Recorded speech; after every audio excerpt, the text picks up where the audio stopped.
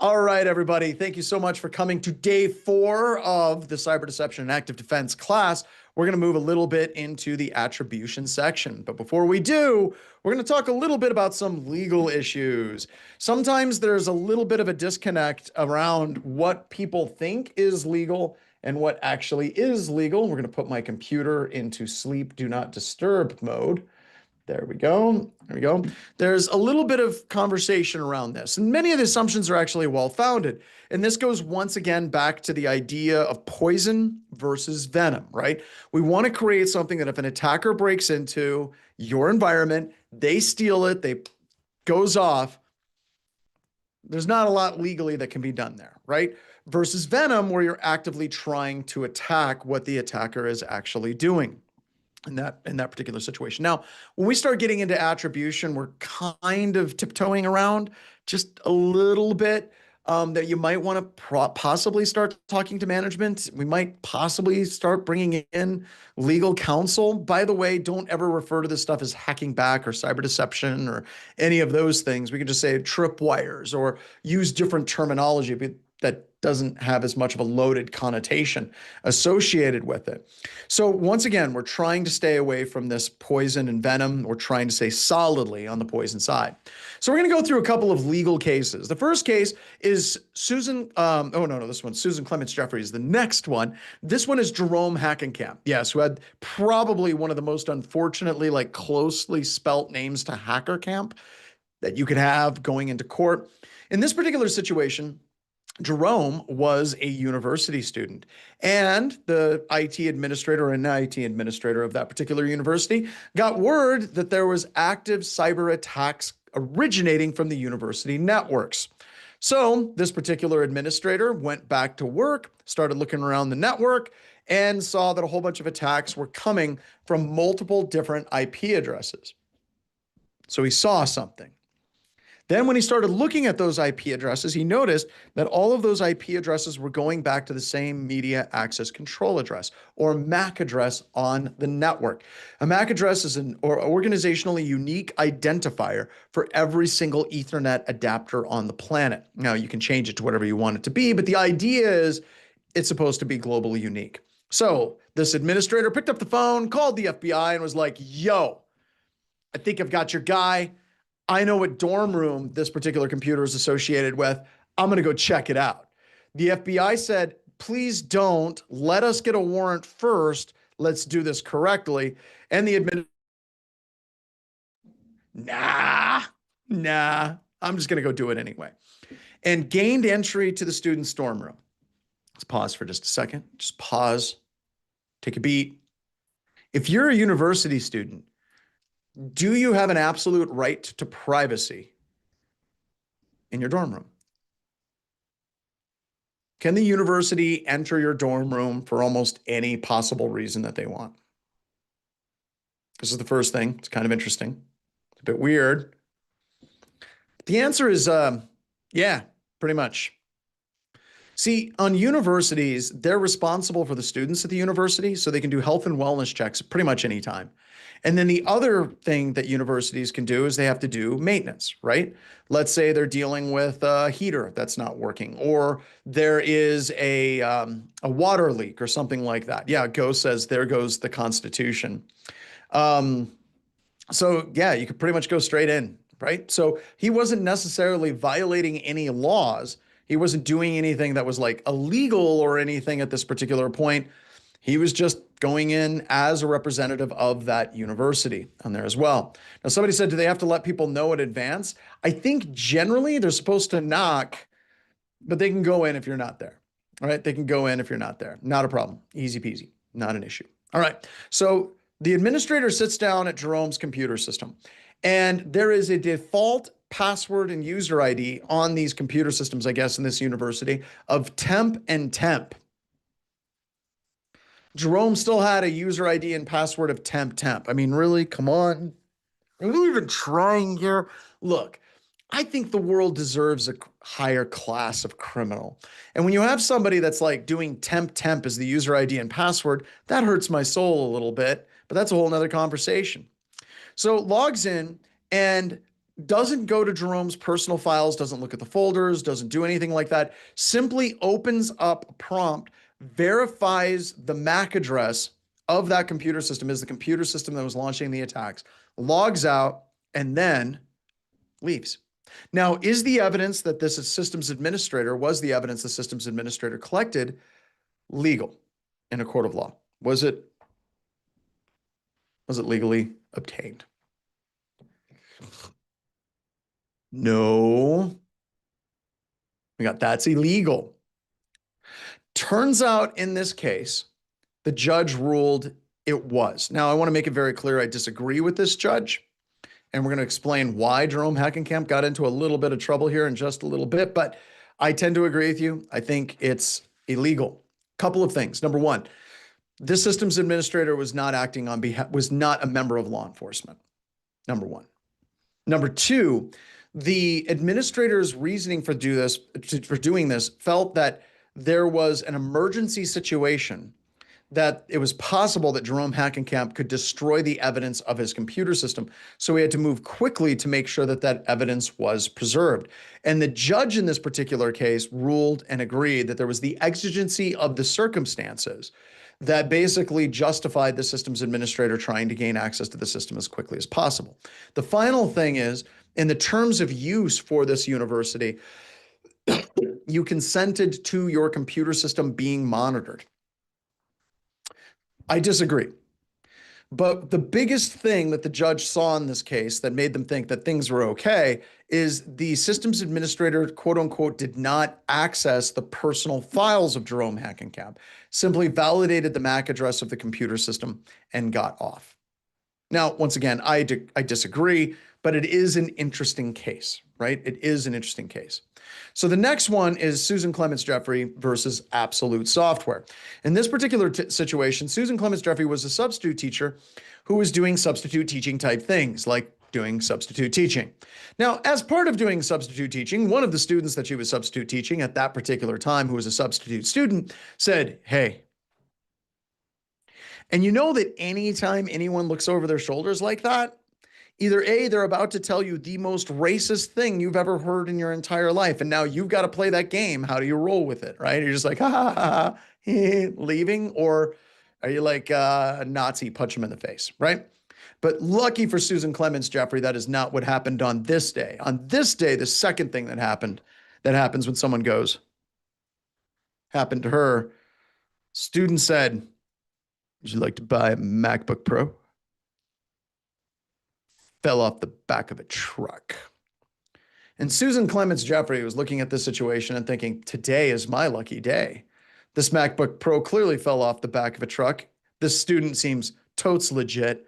I'm going to buy this particular computer. So I think she bought the computer. I think it was like $50, but I'm not sure.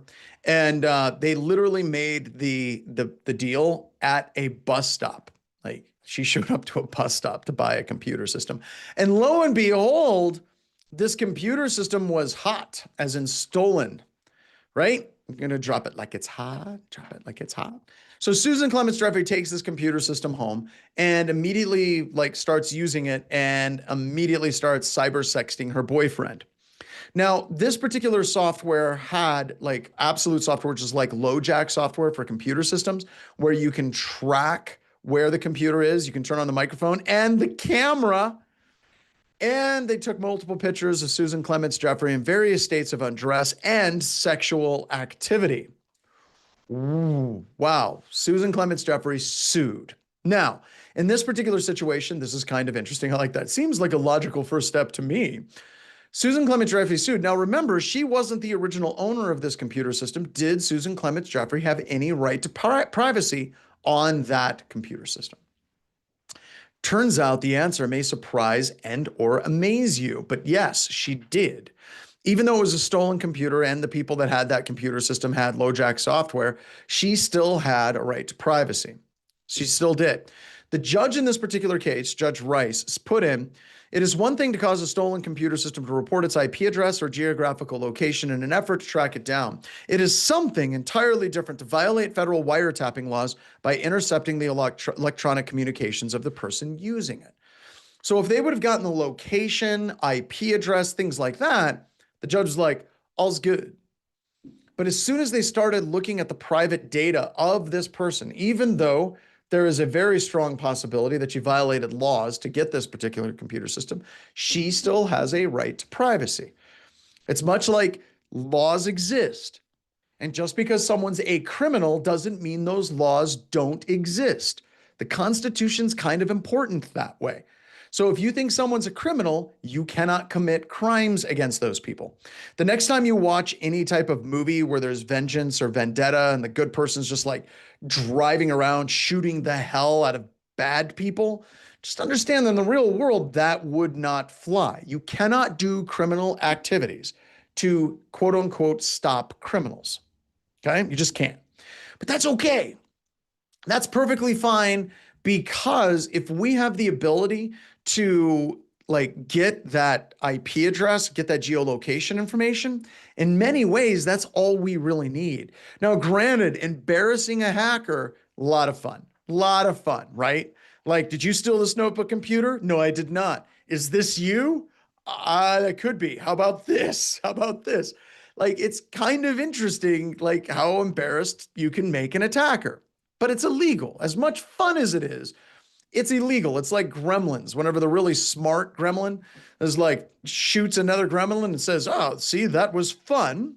It's not very like, good, but it's fun, right? So we can't do the fun stuff, but it turns out the stuff that we actually need is just that geographic location information and possibly the IP address and trace route information as well.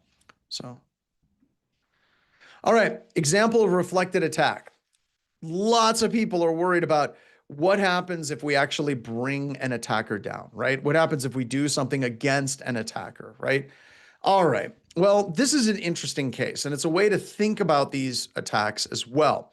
So in this particular situation, it's way back in 1999, which great year. Once again, Prince was awesome. Every time I hear 1999, I think we're going to party like it's 1999, right? And in this particular scenario, you remember way back in the day in 1999, there was all of these riots against World Trade Organizations. Yeah. Well, it turns out one of the groups that was doing that, they were the E-Hippies Coalition, which is interesting. No one's listened to a hippie, and no one ever will. But they were basically a bunch of hippie hackers, right? God only knows what those buildings smelt like that they worked out of. But anyway, they were launching DDoS attacks against WTO's website, just launching these attacks again and again and again and again. Now, the hosting provider, because this is back in the day when all the IP addresses for different web servers were basically like publicly, and you could like ping that IP address, was reflecting the DDoS attack against the E-Hippies server and brought the E-Hippies server down. Now, this one's interesting to me because there was no legal recourse against ConnectSend. Now, I honestly believe ConnectSend was violating the law in doing this, and I don't put this in and saying, see, it's legal. But I put it in as a thought exercise. Who the hell is going to press charges against ConnectSend? Right? Like, do you really think that the E-Hippies are going to go down to court in DC and be like, Your Honor, we were launching an illegal denial of service attack, and then somebody reflected that illegal denial of service attack against our systems, right? Yeah, like that's okay, right? That's not going to happen. Criminals are not going to go through and file legal injunctions against you. It's just not going to happen. ConnectSend was the internet, it's the hosting service provider. Yeah, the hosting service, ConnectSend. Now, the next one is even more interesting. It kind of builds up to this one. And this isn't like the most recent, but this is the first one that I was able to see with this. This was Microsoft working with the United States Marshals to enforce a court order, an ex parte injunction. Now, an ex parte injunction is an injunction against a party that you don't expect to show up in court, like criminals, right? If you're running a cyber crime consortium and you're creating botnets, you're doing all these things, you don't expect, you've been served. It doesn't work that way. So in this particular scenario, the judge knew that the organized crime group wasn't going to be showing up, the Wolodeck botnet folks. So they put in this ex parte restraining order, and the United States Marshals worked with Microsoft to enforce this restraining order. And in this particular restraining order, the United States government, working with Microsoft, took down and suspended the domains associated with this botnet, but they also took, quote unquote, other technical measures, which they didn't specify in full detail. It was a whole thing about what were these technical measures? What does Microsoft have the capability of doing? This makes people uncomfortable, right? And justifiably so, right? It is something that you should be worried about, that what those other technical measures were. But the fact is, Microsoft had their fingers in every single computer system. Now, what's interesting is Microsoft was gaining access to these computer systems globally without permission to remove the botnet. Is that legal? Now, this gets into an interesting conversation about international maritime law. So I did some work with a group called SIPRI, the Stockholm Institute for Peace, a very, very cool group. And we would have these things, and I go to Stockholm, and it was cool. Now I got Stockholm syndrome in my head from Muse. I don't know if you've seen that song or heard that song, but if you love rock and roll, that song slaps hard. Stockholm syndrome. Check it out, kids. It's great. At any rate, and one of the things that we were discussing is Muse was great. Is means they currently are. Their first 3-4 albums, bangers. After that, something happened. I don't know. It's like they got happy. It's weird. And what we're thinking of with this is international maritime law. I'm just going to use it, let's say, to talk about piracy, right? On the open seas, yar, I'm on a boat. I got my flippy floppies, right? If I'm on a boat and somebody comes up in another boat and they're pirates and they're like, yar, surrender your booty. And I pull out a gun. I don't know what kind of gun, like a 50 cal, and I sink their boat. That boat was not bought by the pirates. All right. It was not by the pirates. It was owned by somebody else. Does the person that originally bought and owned that boat, do they have any rights to sue me for sinking their boat that the pirates had commandeered? No, they don't. They don't. They just don't. And that's international maritime law. And it's been like that for a really long time. But if you go back to the days of the sailing ships and Jack Sparrow, this is a tale of Captain Jack Sparrow, the great, great song by Michael Bolton. Back in those days, literally people tried to bring charges against privateers that sunk their boats that were being used by pirates. And international maritime law is this is insane. You lost control of your boat. It's not your boat anymore. Go get your insurance someplace else. I can't remember how that one goes. I just can't. So you can't do that. By the way, another kind of weird thing, the other group that you can totally attack without a declaration of war is slave traders. You can totally attack slave traders. That has nothing to do with computer security, but kind of has to do with computers, right? Because if we're looking at a computer system that is compromised by a botnet, it's kind of like piracy, right? The pirates have taken over your computer. Microsoft can go and do these things as well. All right. So look at your warning banner. There's a lot of stuff in there about permissions and things that you can do. There's a number of technologies that will check your system before it accesses the network, like OpenVPN scripts. Or since Windows 2008, Microsoft has had network access protection where you can go through and check these things all the way down on that. Okay, I'm going to keep moving. All right. So yes, we can absolutely gather information about attackers using these particular techniques, right? So if somebody's coming at your network, they're using Tor, and we can get them to download a VPN script, and then that VPN script gets their IP address, the geographic location information, and pulls that, dumps that information to you. That can be in your warning banner. That can be in your warning banner saying you're going to validate the location, patch level, operating system level, IP address, and geolocation information to be able to validate that this computer can access the network, right? And this stuff is built in, right?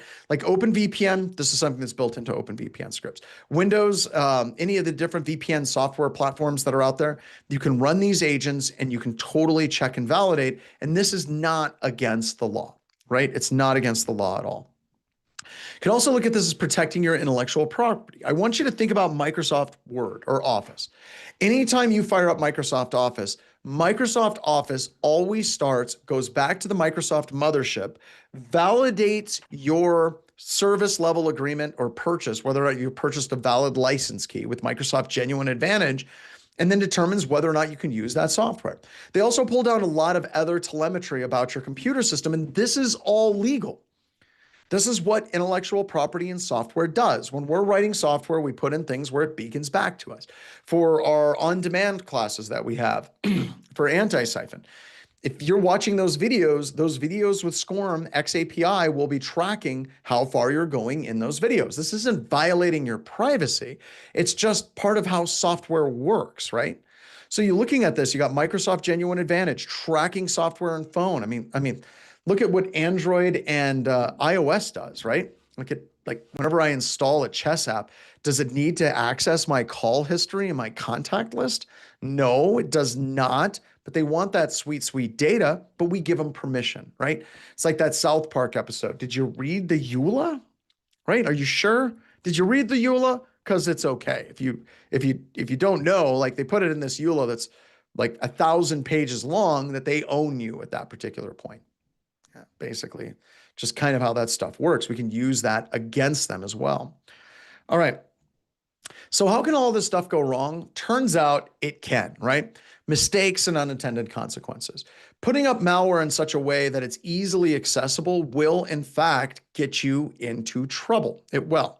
An example of this, we had a customer that they had a disgruntled employee that was threatening to kill their customers, which is kind of a bad day if you're a company. Also, I think it's funny. One of my friends, Kevin Johnson, another instructor at Anti-Siphon, is like, he always talks about disgruntled employees, but what about the fully gruntled employees? Are gruntled employees happy employees? I don't know, just fun with words, right? So we were working this particular engagement, and this disgruntled employee was trying to bring a lawsuit and do all kinds of things. He was crazy and he was on the run and doing all this stuff. I believe, Megan, it is Kevin Johnson's birthday. If you all could do me a favor, go on to Blue Sky. I think he's on Blue Sky, if someone can find his Blue Sky, and wish Kevin Johnson happy birthday, because it is wonderful. There we go. All right. So thank you for reminding me, Megan. I almost forgot it was Kevin Johnson's birthday. So with this customer, they wanted us to hack into the phone. I'm like, we can't do that. I need a warrant from multiple countries to be able to do that. Then we created some really cool tracking software. Honey Badger is one that we're going to be talking about a little bit later. And they're like, great, give it to us so we can track when people try to come into certain parts of our website. We told them, please, for the love of God, do not put this on the main part of your website, which the customer promptly did. And we ended up tracking like thousands of customers of this company. That was a dumb move, right? They just did that. Oh, there's his Blue Sky social. Yeah. All right. Don't do that. Don't do that. We can do this in better ways. Fully attacking an attacker's IP address. Not wise, not wise. Crashing systems. I'm going to talk more about this with the AC/DC law here in just a couple of moments as well. It's all about working with the options, right? We're going to start with annoyance, then we're going to move into attribution, then we're going to deal with attacks. So some of the hallmarks of legality, and one of my lawyer friends who passed away helped me write this. Hallmarks of legality are, number one, discussions. This class is a discussion, right? You're going through and you're getting trained in the thing that maybe will get you in trouble. Documentation. Want to go through and document what it is that we want to do. You should do this for any process. You know, change management requires a good level of documentation. As part of that documentation and change management, you're also going to be doing planning as well. Consult with others. Once again, this class, have conversations, track it in an email. The big thing is, don't hide.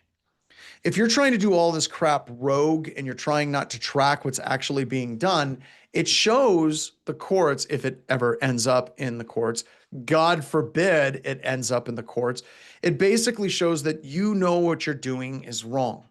An example would be, and this is one of my favorite examples for pen testing, We have customers all the time that are like, could you do us a favor and get us a pen test report that's clean? We would like two of them. We would like one report that has all the findings, but we'd like one that doesn't have the critical findings that we would like to get to our customers. And I say, that's great. I just need you to send me that in an email. I need you to send me an email that says that you want two separate reports, one without criticals, specifically so you can lie to your customers, and another one that has the critical vulnerabilities. Can you send that to me in an email? And they're like, no, I can't do that. I'm like, then I can't do that thing you're asking. Because if it's not documented, we're not discussing it, we're not talking about a plan, not clearly articulating it, then me doing that is technically illegal, especially if you're a publicly traded company. At which point, usually, and this is rare, this happens like once a year. Usually the customers that ask us to do that are publicly traded companies. As soon as I bring up the fact that you're a publicly traded company, and if I do that, I'm breaking the law. And I know in America, we're not necessarily a nation of laws like we once were. You can break a ton of laws and you can get away with things, especially if you have enough money, because that's the way it rolls. However, if there's one group of laws that they love to enforce, it's the SEC. And I do not want to cross the SEC or the FCC, who won't let me be me or let me see. All right. Here's my 2 cents. Here's my 2 cents, my 3 cents, my whatever's free. God, I suck at rapping. I should try breaking out into song instead of rapping. But no, not yet. I'm going to make you guys wait for it. Make you guys wait for it. That's how I make you guys pay attention. All right. Because Megan, did you tell them what they win if they stick around to the end? Yes, I did. See, you're just hanging on every word I say. Yes. Every word I say. This is true power. This is what it's all about. All right, so let's keep going. Also, don't be evil. Once again, don't get into something where you're actively trying to hack a bad person, because that makes you a bad person. Don't become the thing that we're trying to attack. All right, or not attacking the thing that we're trying to defeat. I don't know. Are we attacking hackers? It's kind of this weird thing. It's Gilbert Gottfried type situation, right? So thoughtful, well-reasoned debate on the AC/DC law. Now, I need to drop this slide. I'm a little bit bummed about this, or this section of the class. This is actually a law that was being worked on for a while. And I didn't talk to any like Congress critters at all, but I talked to a number of congressional aides and put a lot of work into this to basically kind of deal with the idea of cyber deception and attribution and things like that, and putting it into a law and a legal framework. And I got so close, you guys. I got so close. But the problem was, it's a law. And I don't know if you've noticed, but like Congress is dysfunctional at this moment in time. We live in this wonderful, wonderful space where it's like, you guys remember Rick and Morty, the episode where Unity, his girlfriend, takes over an entire planet, and like the planet, everything's great. And then he removes Unity from the planet, and you find out that this entire planet, everyone fights each other based on like the shape of their nipples, like the diamond or round nipple people. And they all start taking each other apart. And that's kind of how it feels right now. It's like if there was a law that was going through, it's like we're saying that clear skies are blue. The opposition would be like, no, we disagree. It's not blue, it's turquoise. And there would be huge arguments. Or it'd be, this is a conspiracy by the man. So there is a conspiracy, by the way. I just want you guys all to know, conspiracies are real. They're called laws. And if you don't know, go look at like tax deductions for very rich people. You can get away once you're wealthy enough with paying no taxes. There's Montgomery Burns. Excellent. Yeah, that's not a conspiracy. That's a law. And my favorite thing is, oh God, I just completely spaced George Carlin. You know, it's a great big huge club and you ain't in it. So I don't know. Do we want to fight each other, or do we want to like fight the people in power? Here I am pulling you guys into welcome to my soapbox here. All right, so let's get into this law.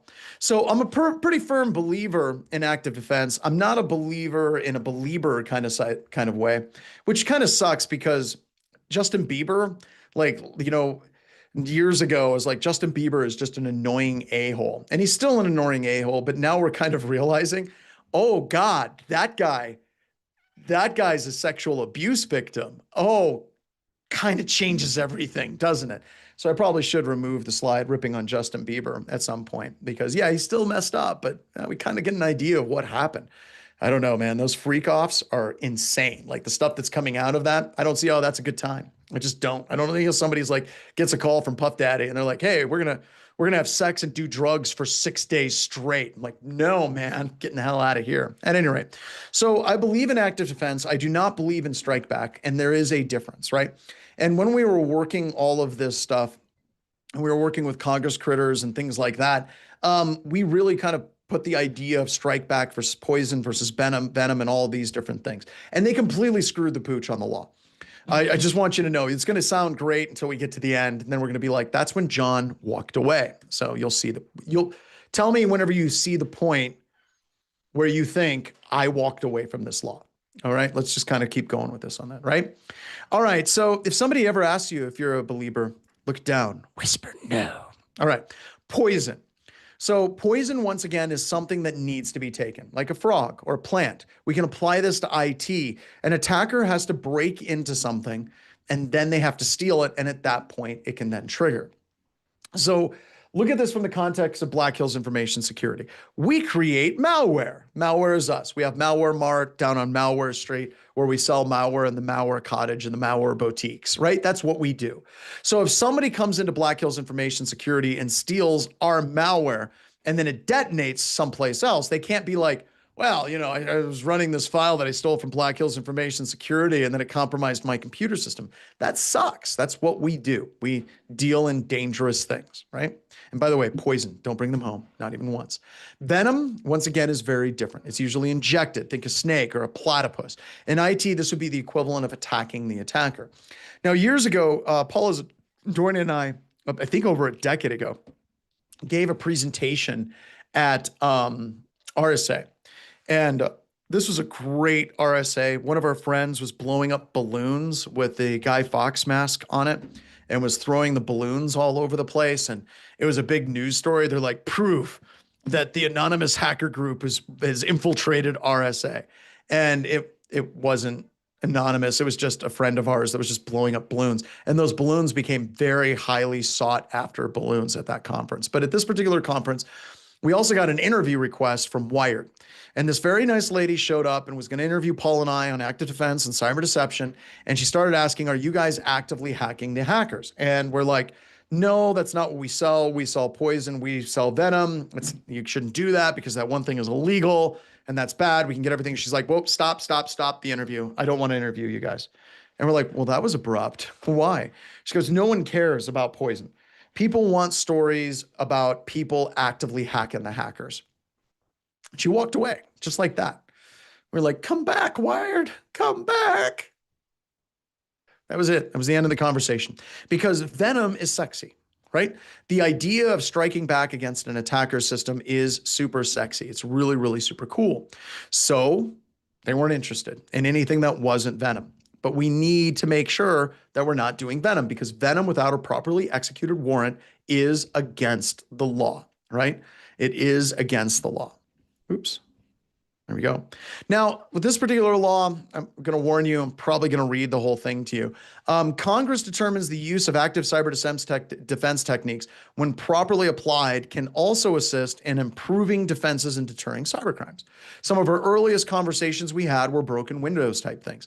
I got so close. I'm still bitter about this. I'm still bitter. I got so close to having MITRE have a cyber deception framework and a law talking about cyber deception. It was just, God damn it. It was so close. All right. Computer defenders should exercise extreme caution to avoid violating the law of any other nation where an attacker's computer may reside. I am still on board with this. I approve this message. This is great. Down. Yep, I'm going to read almost the whole law to you. An exception for they're talking about what things are illegal, and then in section K, broke out what are the exceptions for attributional technologies. Basically saying these things are not illegal.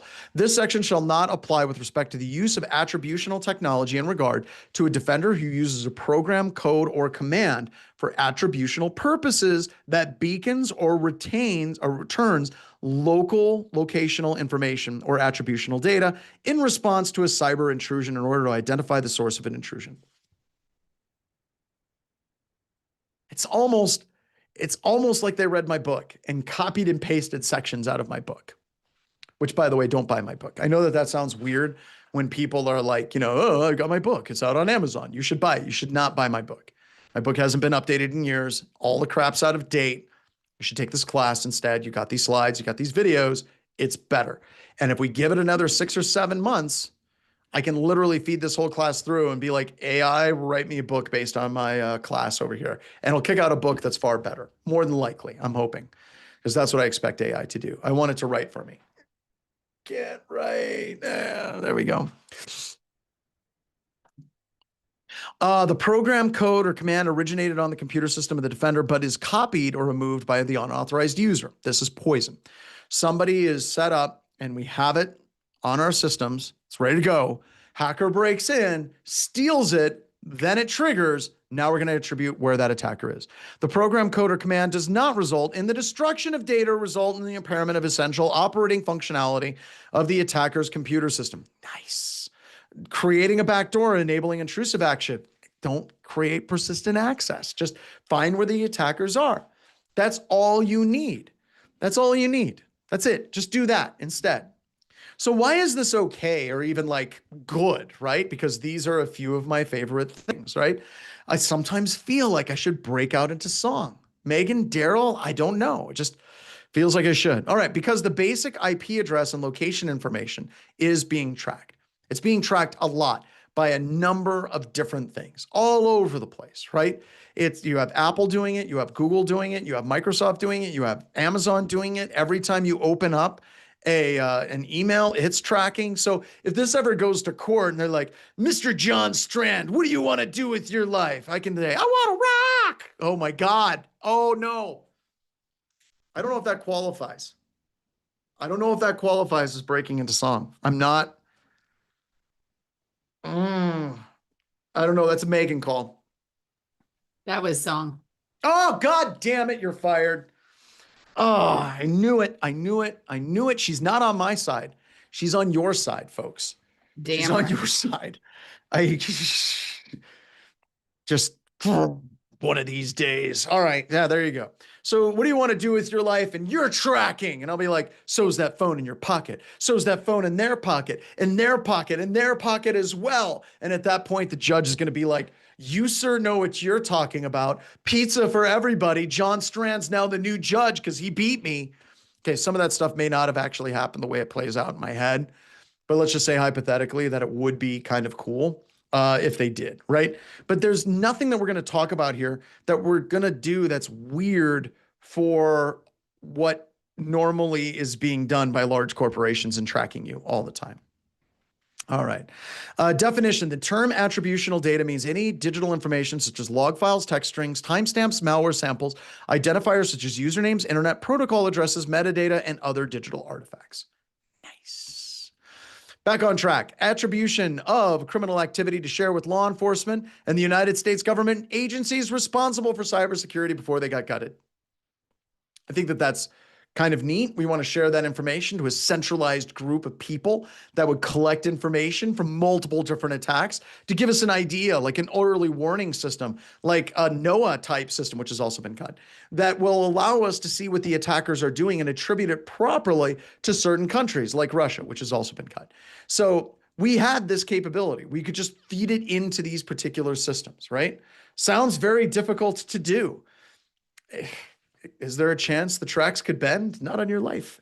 But how do you know that your attribution is accurate? That gets into a very interesting question. Time traveling nerd herder who comes in here for the explicit purpose of queuing up T-balls for me to knock out of the park. You generally don't. If you look at the Vault, CIA Vault breach, the CIA Vault breach data, and you go through that data, there's a document in there that specifically tells any nation state level hot nation state on nation state action that you would do for the United States government. You need to try to make your malware look like it's coming from another nation state. Megan, did Brian just set me up? I think I just got set up. I don't know how I got set up, but I feel like I just got set up by Brian, the time channel. I did. Zeph, thank you. Thank you for confirming that. Sorry, I couldn't find my mute. Yes, That's fine. I'm- God damn it. You're both fired. Daryl, you're next, man. Oh my gosh. Okay. So what are the things we can do? We can do word web bugs, right? We can do geolocation apps, callback PDFs, Excel spreadsheets, HTML documents, honeypots, right? Now, once again, honeypots, if you use them properly, like we set up earlier in this class, that's not entrapment, right? Entrapment is something that is done by law enforcement, right? Video callbacks, digital code signing certificates, and the beat goes on, right? But it says you cannot do these things. By the way, I don't know, has anyone picked out the point where John started walking away from this law? Because if you haven't yet, I haven't walked away yet.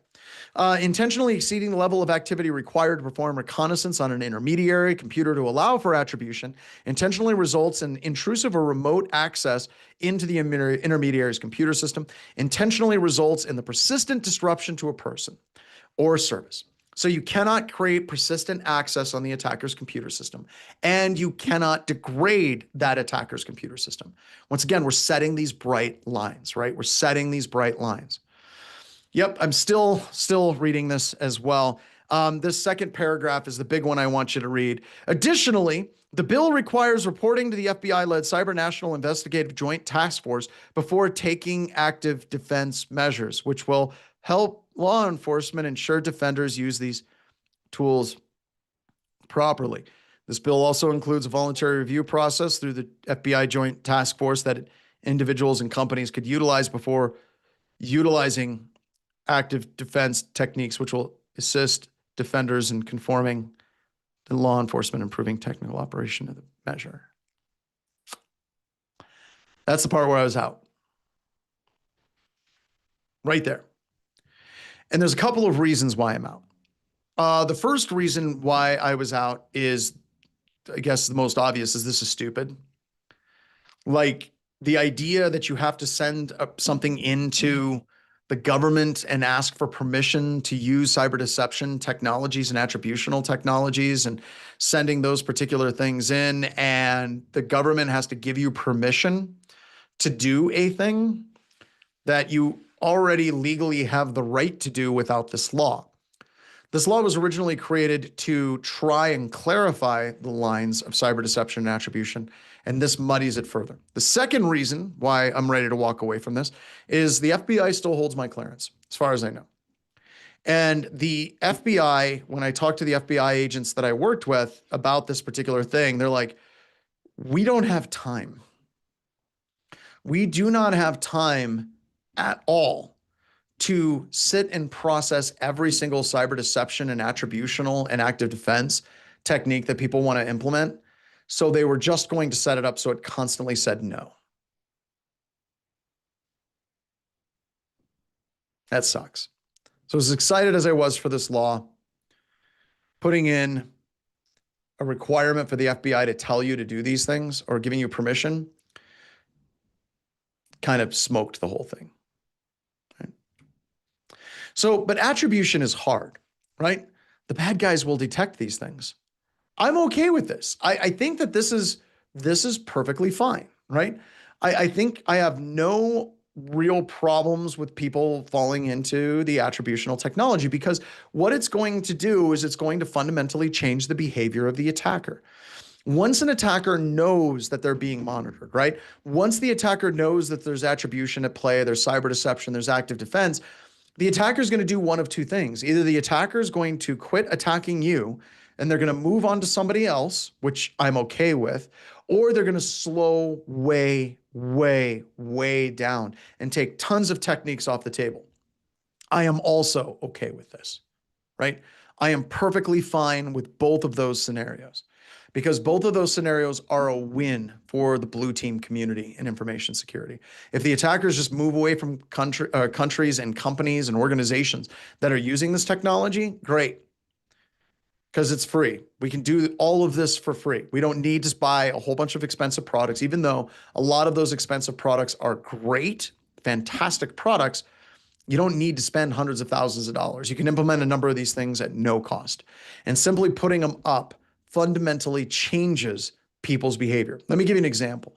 I live in South Dakota. Now, South Dakota you have South Dakota, Wyoming, they all have like a baby Texas complex where they're like, we really want to be like Texas.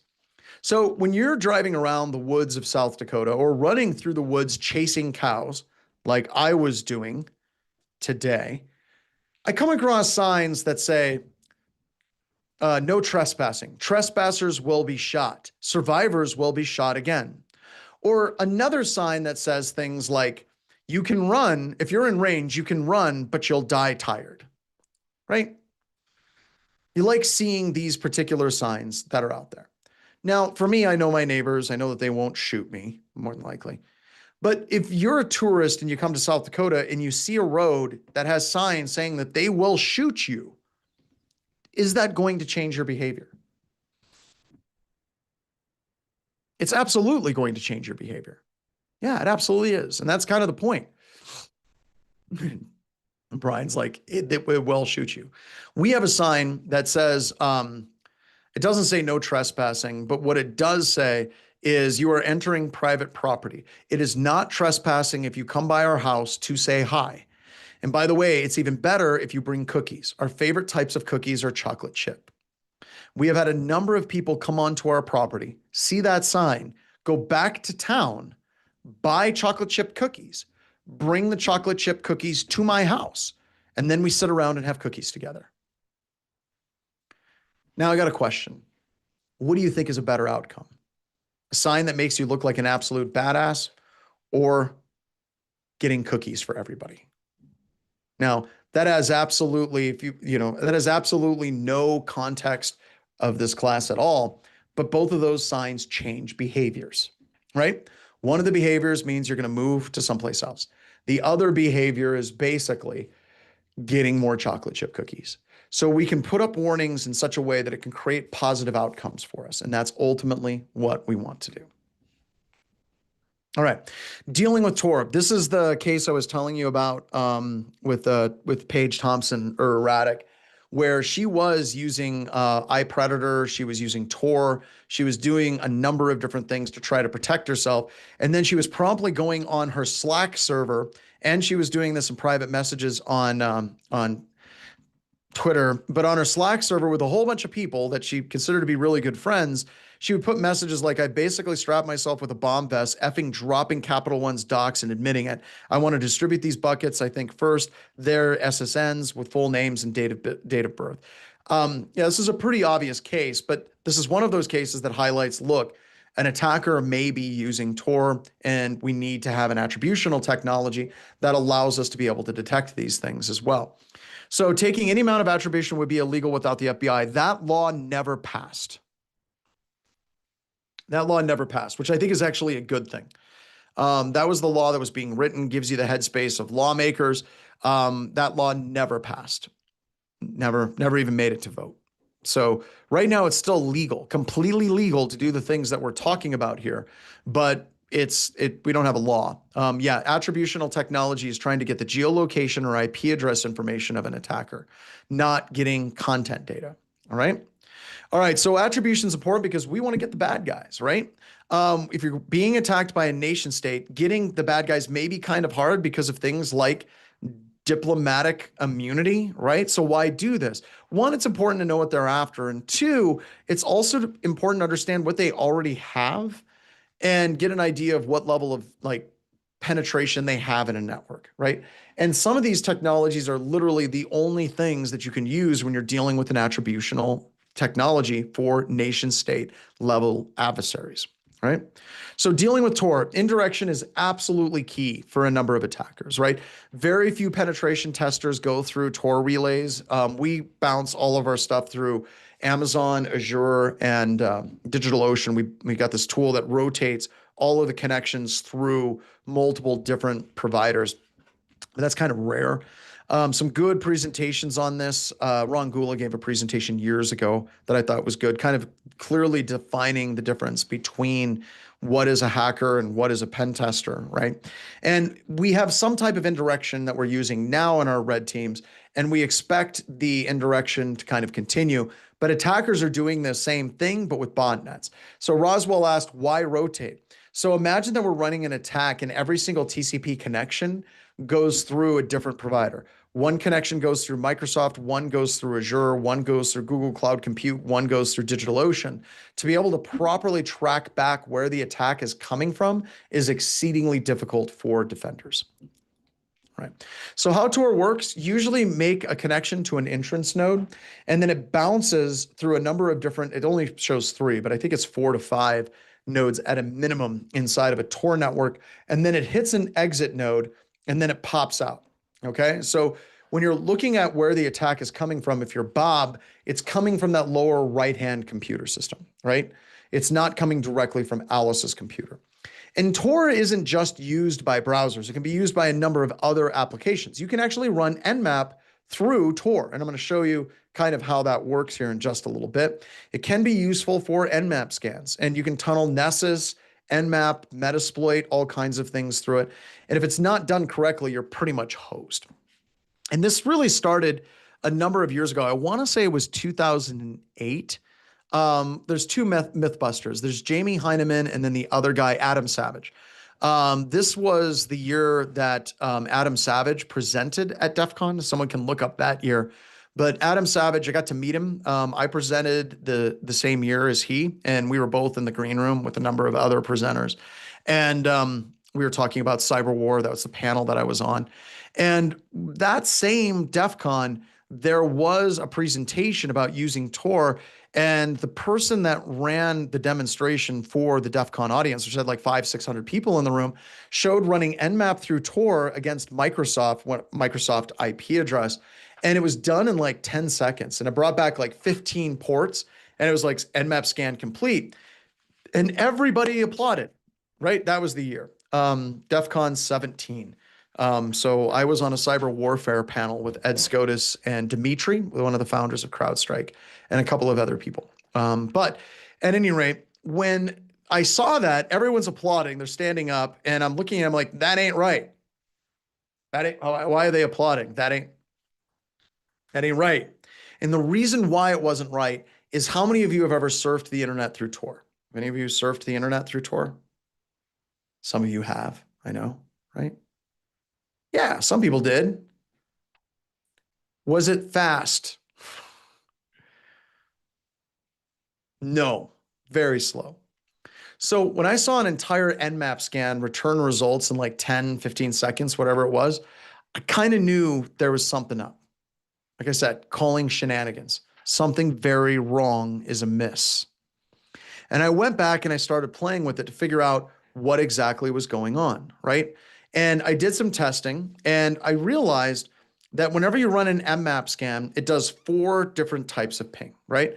It'll do an ICMP echo request, an HTTPS SYN, an HTTP SYN, and an ICMP timestamp request.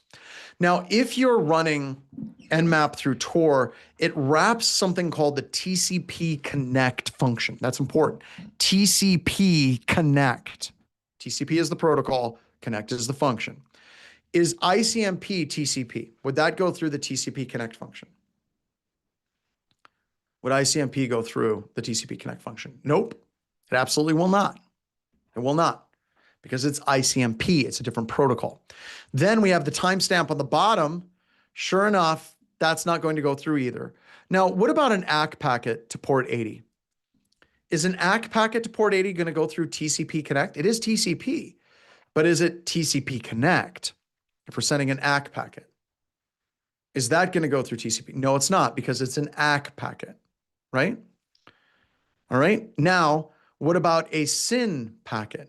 Will that go through TCP connect? No, it will not. Not a single one of these packets will go through the TCP connect function. In fact, if you do a full SYN scan, not a single packet will go through at all. The reason why is Nmap, when it runs as a SYN scan, running as root or administrator, bypasses the TCP connect function and it makes raw TCP socket access, thereby bypassing any proxies that you're trying to run Nmap through. Yeah, nothing, not a single port with a port scan, no handshake, not a single packet will go through because it does raw TCP socket access.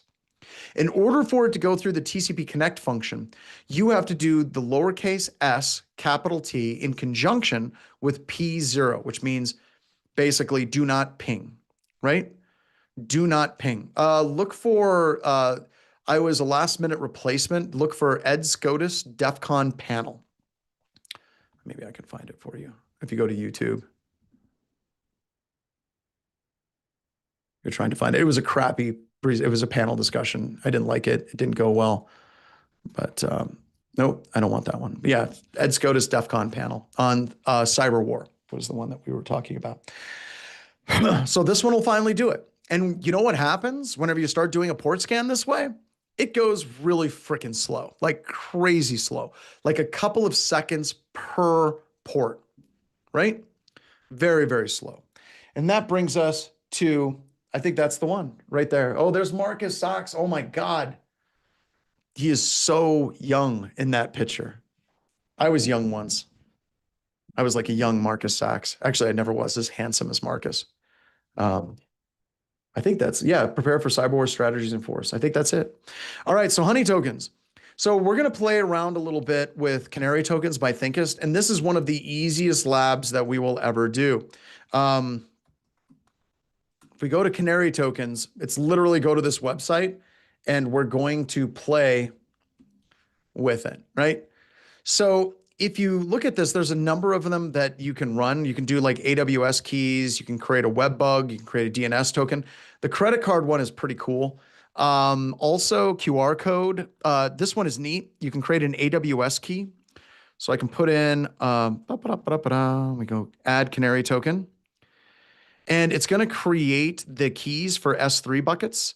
And you just hide this somewhere on a GitHub server, hide it on a GitHub server. And if somebody steals it and runs it, you know that somebody's crawling around on the inside of your GitHub server. You can create Excel spreadsheets, Word documents, Adobe documents. And when we get back, I'm going to show you my favorite, which is actually the cloned website. But you have a number of them to play with here. So I'd recommend playing with the Word documents. By the way, we have a habit of overwhelming this server.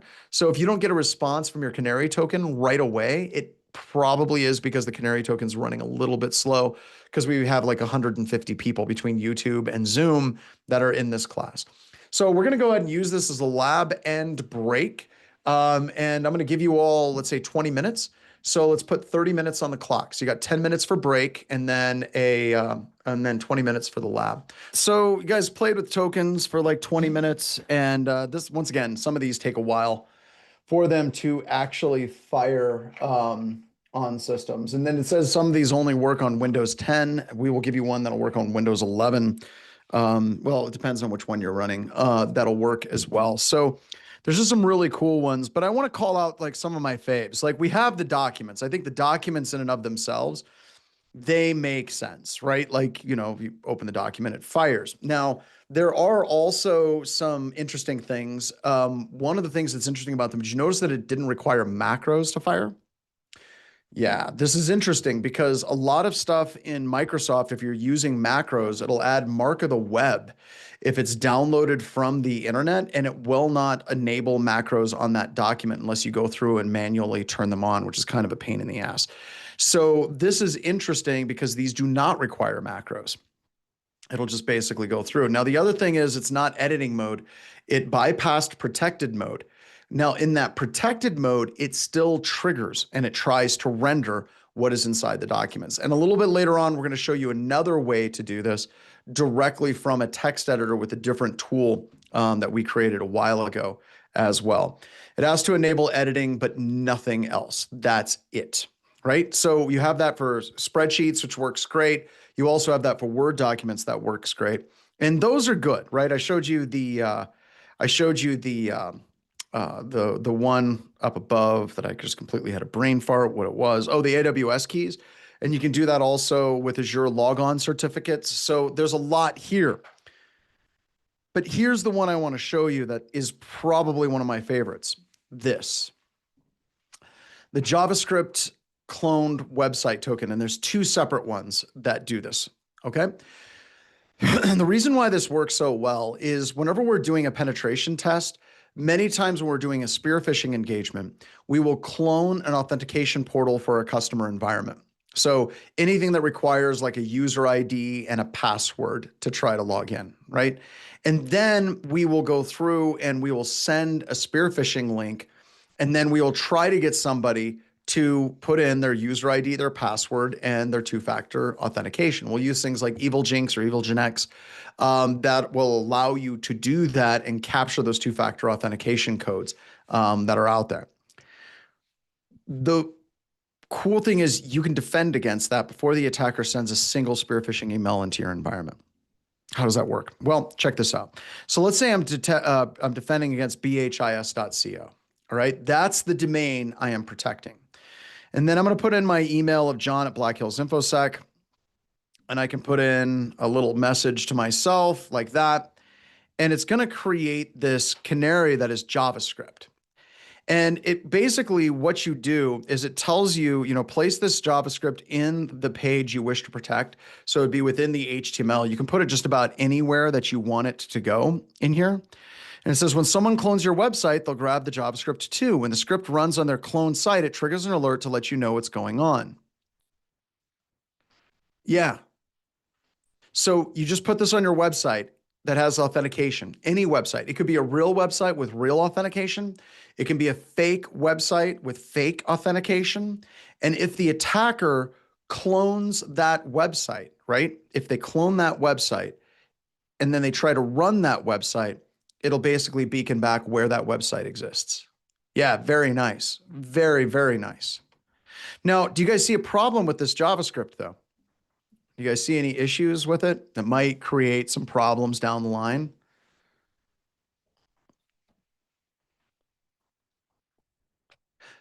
Yeah, no, it doesn't. It doesn't trigger. It says window location host name not equal to bhis.co. So Kyle, it'll only trigger when someone runs it. Can you obfuscate it? Yes, you can by clicking this button. And there's the obfuscated JavaScript. It's built into the tool. This works really well. A little bit later on, I'm going to show you kind of what this looks like in BHIS. And I'm also planning on trying to recreate a lab where, remember yesterday we did this OA honeypot lab? One of the things I want to do is create this lab where you take this JavaScript and you insert it into your OA clone site and then have it fired. But I don't know. I haven't gotten that one to work yet. I'm still working on it. But yeah, as soon as it fires up, it goes through. Then your token may be followed by a takedown notice, right? Somebody is like trying to clone BHIS assets. I can go and ask for that to be taken down. So that's cool. So it does this in two different ways. It does it with JavaScript, and it can also do it with cascading style sheets as well. So there's two different ways that you can create this token. So there's the body background, right? It goes through CloudFront right there. And you can put it in as a CSS token. So really some very cool techniques that you can play with. And also, once again, this is free. This is what Haroon Mir gives away for free. Now, we actually have full Canary token licensing and support that we use in our SOC. We are a customer of Thinkist.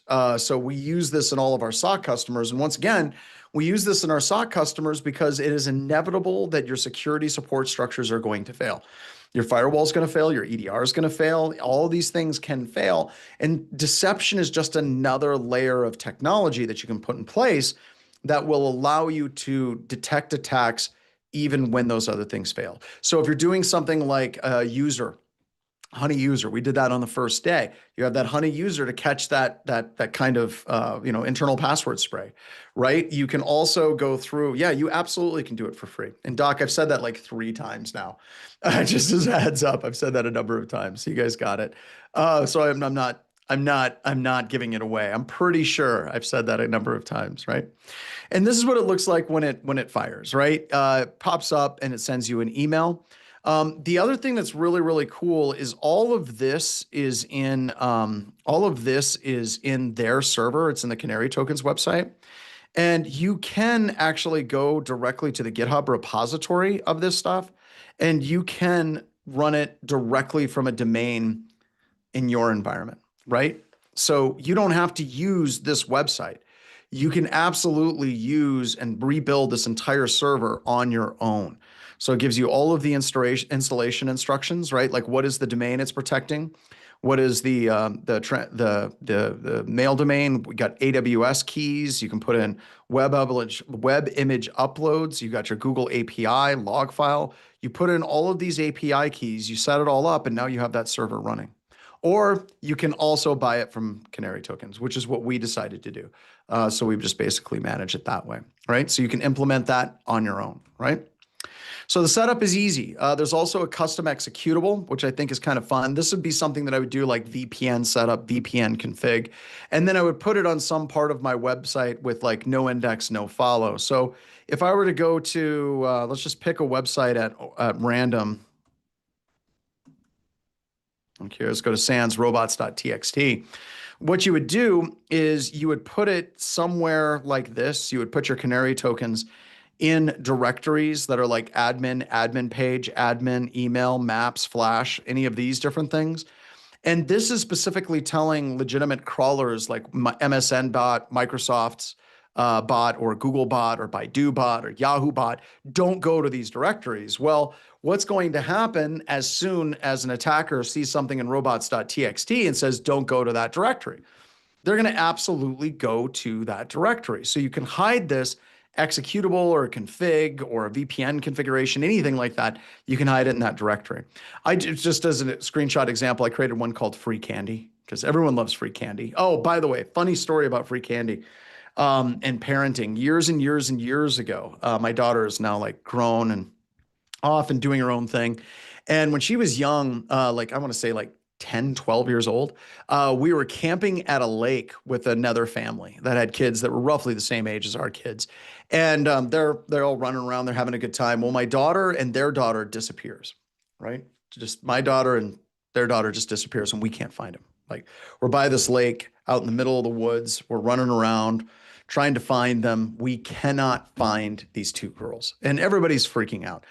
And finally, after panicking and running around the lake, and we're, oh my God, they drowned. Where did they go? Were they kidnapped? Were they this? Were they were that? All of a sudden, the camp host shows up in an ATV. He rolls up into an ATV up to our campsite and says, look who I found walking down the road over yonder by about 1.5 miles. Apparently, the girls decided to go on a walk, girl talk. And they just started walking, didn't tell anybody where they went. And some random person who happened to be the camp host pulls up in an ATV, and they just hopped into the ATV with the camp host. And we're like, we're really appreciative you found our daughters. Thank you, camp host. We're like, girls, you just jumped into an ATV with a stranger. And our daughters looked at us and said, yes, but he had candy. So at that point, one of many points in my adult child rearing years that I felt I have failed completely as a father. But here's the deal. You can do this and you can make it look fake. You can also just make it real, right? You can absolutely make it real. With OpenVPN, inside of scripts, you can absolutely put in almost anything you want. And nobody reads the OpenVPN or the .openvpn scripts. They just don't. So you can put out an OpenVPN script, put it out there, and you can put in PowerShell. So if it's a Windows system that's executing it, it'll go through and it'll just execute PowerShell. And you can put anything you want in there. What about Python? What about raw C, just running things from the command prompt? You can do all of these things. So you can have an entire script that does location, tracking, checking the security validation, the patch level of a system, and you can execute all of these things and verify that they're running proper on the system that's making the connection with the VPN before they even connect.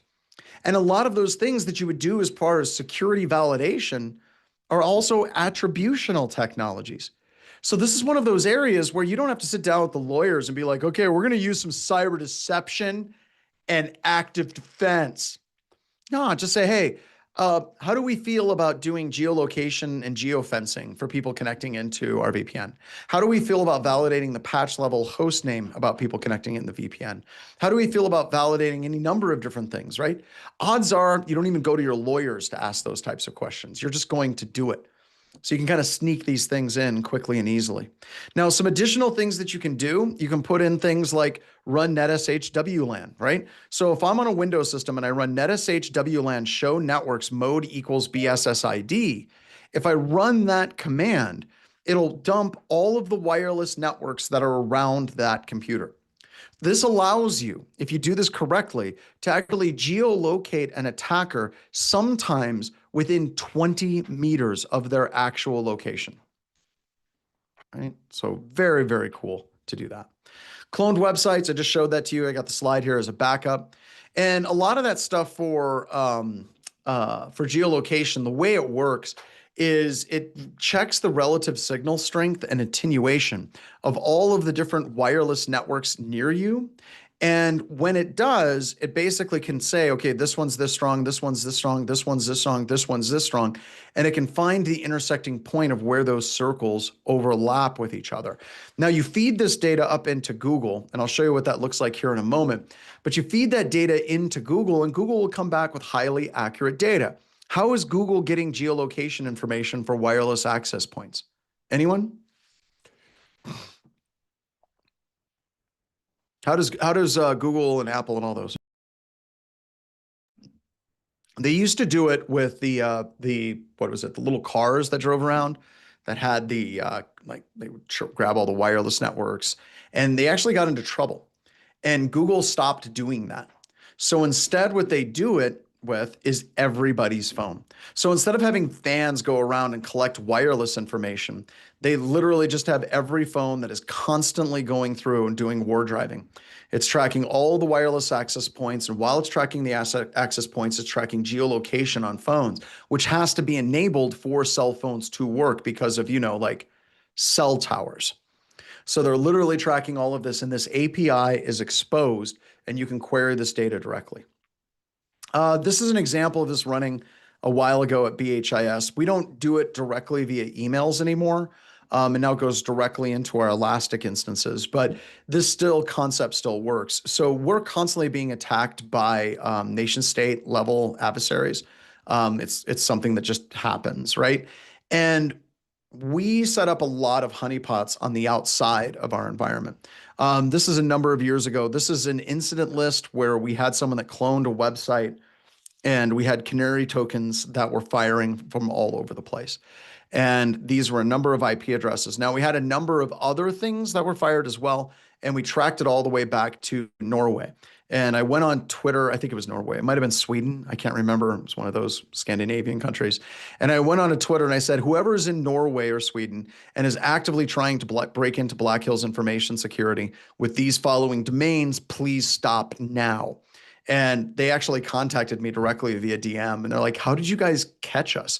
And I kind of talked about, what the things that we were doing. And I did a webcast on it as well. So we did web docs, right? And we had some people make success with web docs. Now, the word web bugs, right, that you get from Canary tokens is one way of doing them. There's another way of doing them that turns out is much, much, much better for you to run it this way. And this is far simpler, and it relies on reverse compatibility of word processors. Because even though you have enhanced documents in Microsoft, which are basically compressed XML files, if you're looking like, docx, it's just a compressed XML file, or docm is a macro-enabled doc file, you can still just open straight up doc files. You can, because almost everything is still compatible with that legacy technology, because That's just the way that things roll. Well, what you can do is you can convince somebody to open up a standard Word doc, right? You can do that in a number of different ways. But the problem with what you did earlier, whether it's a Word doc, whether it's an Excel spreadsheet, whether it's DocX or DocsM, is you got their IP address. Okay, well, you get their IP address. Is IP address what you would consider to be super accurate? So if I'm trying to track an attacker, would you say that tracking by IP address is accurate or not? Nope, it's not. It's not. Not really. Or is it? So why is it not accurate? Have you ever asked yourself that? Trying to get location of where an attacker is, Doc, like the actual location of where an attacker is. Where would we get? Why is that not very accurate? Like if you connect to me, I get your IP address and yeah, okay, I think we got it. DHCP, right? DHCP, Dynamic Host Configuration Protocols. So the way that the ISPs set up their routers is whenever you stand up your wireless router at home and you connect it into your ISP's router, that ISP router is handed out a random DHCP IP address. It's random, right? So whenever you have it run, it thinks that you're in some geographic location and it's not that accurate. So the ISP isn't going to go through the effort and do full geolocation of every single IP address. However, they can. If you get the date timestamp, the source IP address, destination port, you get those three things, you can go to an ISP with a warrant. They can tell you exactly where that IP address is. But that's not something that they make public, right? You can't go to like MaxMind and pull down, what is this IP address that's attacking me? It just doesn't work that way unless you have a full warrant. So I set this up with my brother, who's the director of sales at Black Hills Information Security, and I intentionally had him violate BHIS policies. I sent him a document and I said, please open this at 3 o'clock in the morning. And then I promptly bugged him until he opened it. And he did. So he opened it, and that IP address that he had was at the conference hotel that we were staying at together. And that IP address, 74.143.15.100, just went to the middle of Louisville, Kentucky. We were all the way over here by the little O in Louisville. It was putting everybody kind of in the middle of Louisville, Kentucky. Opening random emails and just opening up strangely named documents. He wasn't doing a very good job with his user awareness training that day, I tell you. All right, so not super accurate at all, like horrible as a matter of fact. But here's the problem. Well, not the problem. Here's my thesis I had at 3 o'clock in the morning. My thesis was the IP address that was being handed out didn't have super accurate geolocation, but the ISP's edge router would. So whenever we talk about routing, right? Whenever you send traffic out on the internet, it gets bounced from router to router to router to router, bounces from a number of different internet service providers. My theory was that the end IP address was not very accurate, but the routing IP addresses would be. And this is what we did. We ran traceroute. This is the IP address of the hotel at the bottom, 74.143.15.100. This IP address right here, 74.142.115.130, is the IP address of the edge router where it hands off the traffic to the hotel that we were staying in. My theory was that router would have far more accurate geolocation information, and we were right. So our hotel is right here, the Hyatt Regency, and then right here is where it mapped us to. So it got us within a block and a half of where we were. There you go. How's that? So it's not an issue of, hey, can we just get a general city the attacker's in? I can actually get you within half a block of where the attacker's in, and that's just cool. Now, whenever we're talking about Word docs, though, it does, like trying to get IP addresses to fire, especially from what happens in Canary tokens, as I mentioned earlier, may not work every single time. We may have to try a number of different other techniques. And in this situation, we can go backwards, right? We can go back to the future, back in time. All right. So with Canary tokens, We can do this with Word web bugs. We already did the lab with Canary tokens. Now, this feature was originally built into Core Impact, and the first time I ever used a Canary token was before Canary tokens existed. It was before it was cool, as a matter of fact. No, I'm joking. So the first time I ever did this, I was at an HTCIA conference. I think it was an HTCIA conference. It was a forensic security blue team minded conference in Atlantic City. This particular conference, I flew in, I got in really late because my flights were super delayed. Got in like 1, 2 o'clock in the morning. And about the time I got in, I got a call from law enforcement where they said that they needed my assistance. They had a little girl that was abducted. She was, I think, 9, 10 years old. Once again, going back to the story of my daughter, same age, right?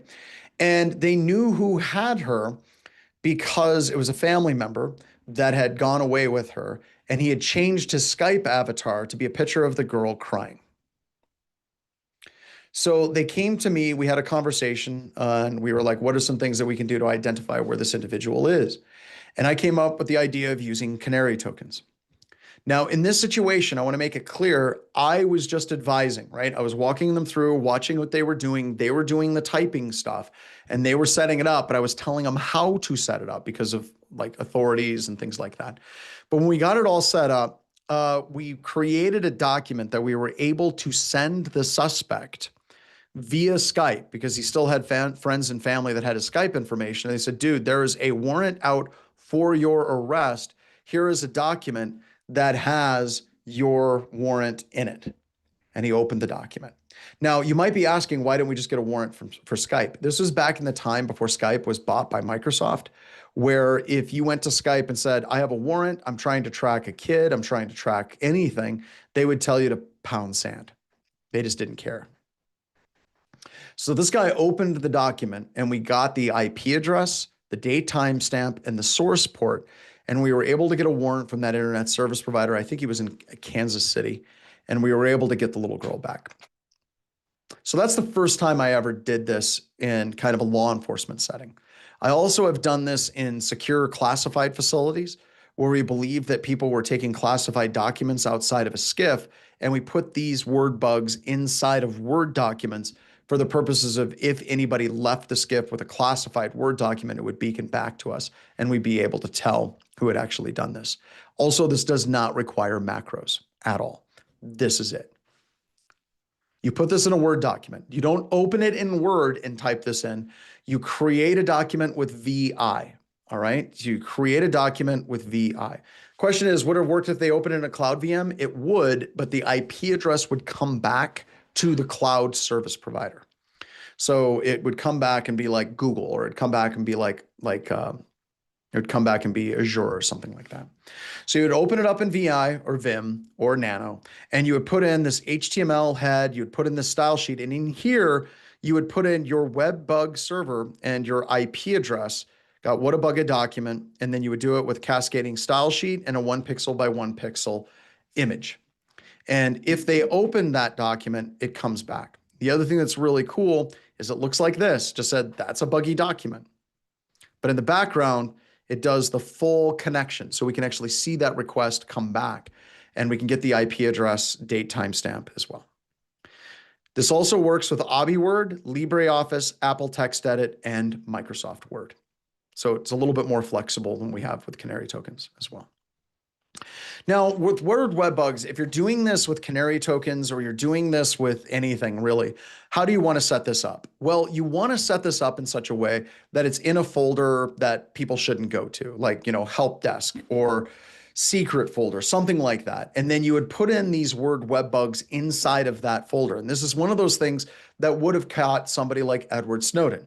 Edward Snowden is doing stuff that he shouldn't do. He pulled down a bunch of documents, did a bunch of stuff that he shouldn't have been doing, right? And as soon as those documents were opened, it would have triggered, right? But the problem is it would have only fired in the event that the documents were opened. We can actually go a little bit further, and we can enable file and directory auditing. We can enable like HoneyShares, which we're going to get to here in just a second, to detect as soon as somebody even tries to access a share as well. Because now we're getting into Active Directory and the type of cyber deception that we can do on the cheap. Now, there's a lot of commercial vendors out there: Symmetria, Elusive, TrapX, Ativo, Acclivio, a number of different companies out there. And some of them are great. Some of their price points are awesome.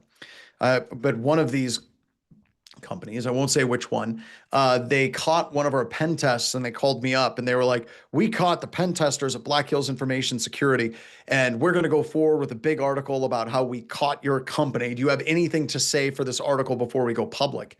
And I was like, couple of things. Number one, this is kind of a mean phone call, right? Like, but we want to show the world we can catch pen testers from Black Hills Information Security. I'm like, I'm with you. I'm with you. But you're kind of being threatening, you're being kind of mean. And the thing that bothered me is I've been pushing active defense and cyber deception since like 2005. I taught classes at Black Hat, taught it at SANS, been teaching it here for a long time. Kind of pissed me off. I'm like, if you guys would have just called me up and said, hey, this is kind of cool. Is there something we can do to work with you guys? Maybe a webcast would have been awesome. Don't call me up and threaten me. And they didn't go public with it, which is not what I wanted them to do. I just wanted them to not be a-holes, marketing teams. What are you going to do? Am I right? All right. So you can set up cyber deception in a variety of different ways that you can make it so it's effective, right? We've already done a Honey user account, right? You can do this also with like Honey admins, where you create an administrator level account, right? So you go through, create an account. Don't worry about the name. Be as obvious as you possibly can do, right? Just be as obvious as you can. Don't worry. Then a hacker's not going to look at this and be like, hey, this account is SCADA admin. That sounds like a trap to me. That's a thought that never goes through a hacker's head. Never, ever once do they think that way. And the reason why is it's almost never, ever, ever a trap for them. They just don't see things like that. So be obvious, right? Disable the login hours. So you want it to be a real account, but you don't want to disable it. See, if you disable it completely, they're never going to log in. However, if you set the login hours to 0, where everything is denied, then it's effectively a disabled account, but it still looks like it's enabled for the attacker. Then just whatever SIM. You can use Kiwi, you can use whatever. You can use almost anything. This is almost anything. Well, you can, that any SIM will work just fine. And then the password spray, very similar to what we did earlier in class. You're able to then detect when someone uses it with a log. Now let's talk about HoneyShares, and then we're going to get into another lab. And I think we're pretty close to the end of the day. I believe we are getting there. Yeah, we're getting there. Pretty close. So view, enter full screen. So you can create this document, right? And you can put it somewhere. That's great. But we can also make it so the share itself triggers as well when someone tries to access it. So you create a document, you would move it to a server, and then you would use a tool called Inpacket that emulates an SMB server. And as soon as the attacker tries to access this file, it's going to generate a very detailed log of them trying to access this folder and this file on the share. It's going to capture username, date, timestamp, and password hashes for it as well. If they open it, have the file beacon back, got the Inpacket data. So now we have the HoneyShare lab. All right, so let's go ahead. Let's go to lab list.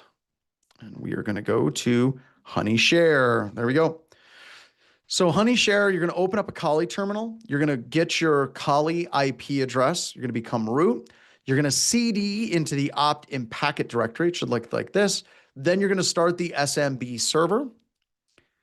And it takes a little while for it to start up. Just a heads up. It does take a little while for it to start up.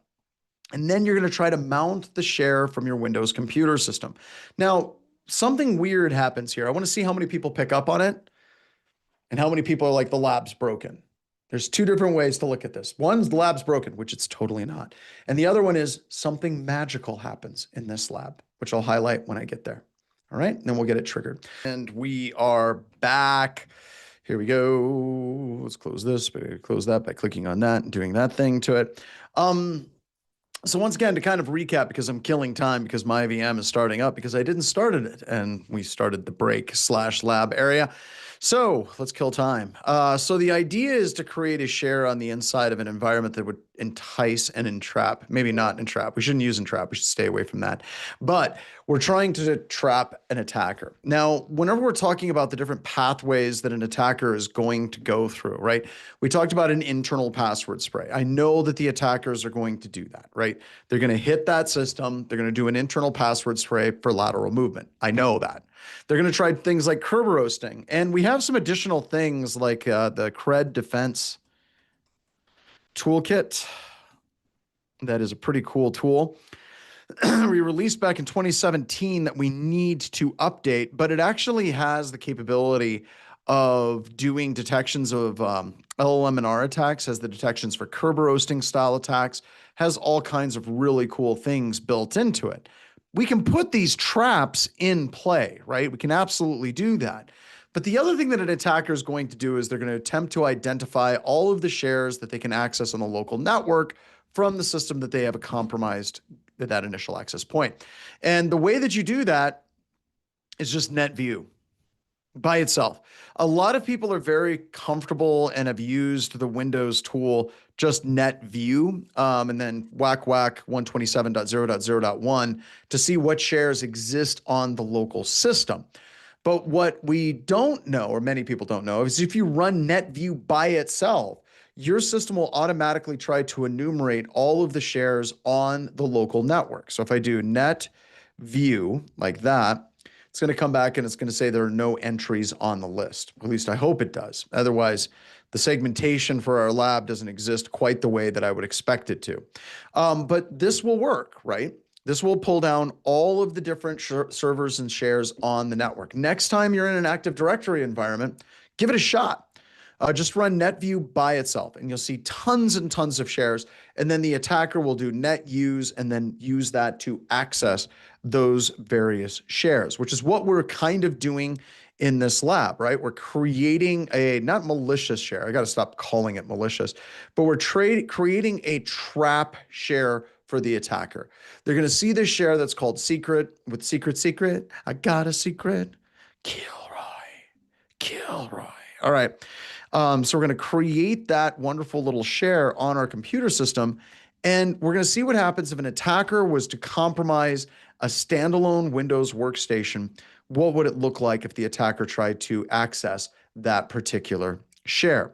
So my IP address is 10.10.238.200, like Transylvania 6, 5,000. All right, we're going to go into opt-in packet examples, like so, and then I'm going to start our share. Now, this takes a little while, and as you can tell, I'm not being subtle, not even a little bit on this one. It's got secret. It's a secret share with a secret name and a secret title with a secret comment, right? Once again, don't try to be coy. Don't try to be like, well, they might think this is a trap. No, they're not. They're not going to think that it's a trap. It's like Wile E. Coyote and the Roadrunner. Like Wile E. Coyote, after all of the years of him chasing the Roadrunner, never once thinks to himself, wow, is this a trap? Until it's far too late. That's attackers, right? They've gone off the cliff and they hold up a little sign that goes, whelp, and then they fall down. All right, so it's going to take a few seconds for this to load. I'm going to go ahead and I'm going to get my Windows side ready to go. All right, I need that IP address of that system, which is 10.10.238.200. Now let's try to mount that secret share. I don't think, let me try something here. I'll do that later. All right, so paste that in. Got to do copy and paste proper. See? Paste that in. What the? Copy and paste. There we go. So we're going to put in the Linux IP address here. So we have 10.10.238.200. There we go. Now it's going to try to access that. Oh, no. Uh-oh. I think, is my lab broken? Did it not work? Chasing cows and, huffing all that methane as they were running from me must have done something to my brain. Because if we look at it, it says, for Microsoft, to you, it says system error, 1272, You can't access this shared folder because your organization's security policies block unauthenticated guest access. These policies help protect your PC from unsafe or malicious devices on the network. Thank you, Microsoft. Through all these years of kind of crapping on you and pulling out all the stops of just ripping on your organization and breaking into your systems of all these years, which has been a great time. It's been a fantastic quarter century. If I'm being honest, it's been really great for me. And it looks like finally Microsoft has turned the page because they're finally implementing computer security in such a way that's going to stop these types of things in the environment by blocking our access to these shares to protect us, Microsoft. I just want to say thank you. Oh, crap. It looks like it still did the authentication.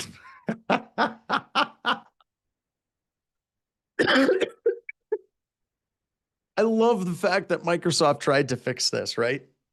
And instead of fixing it, they still do it, right? They're still doing the thing. And you can see that we have the user account, we have the administrator, we have the net NTLM v2 password hash. It's not NTLM v2, it's actually net NTLM for the authentication. And so even though Microsoft said all of this stuff to try to, tell us, hey, we care deeply about your security, they didn't change anything. I can see this being done by an intern. It's like, so intern Bill, did you actually implement those changes to stop unauthenticated guest access on a network? And intern Bill like put the error message in. It was like, yeah, I did. I got that done. I got that done before lunch because whoever is going to verify that that works or doesn't work. All right. So some additional stupid tricks. More dumb things like dumb ways to die, right?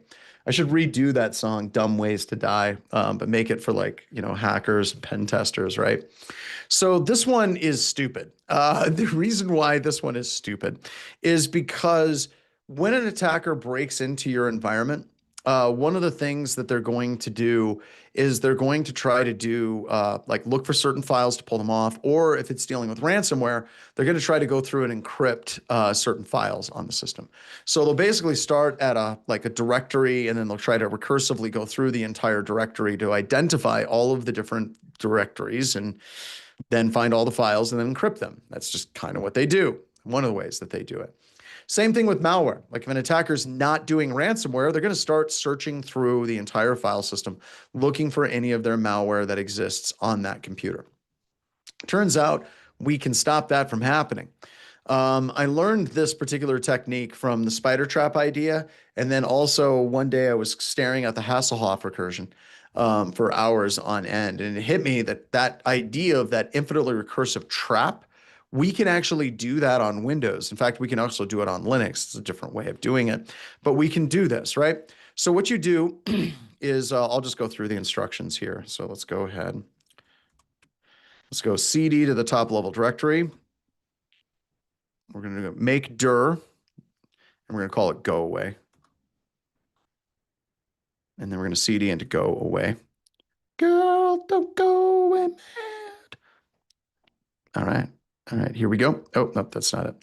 And then the next thing that we're going to do is we're going to make a symlink called DRR1, and we're going to link it to the go away directory. So let's go ahead and do that here.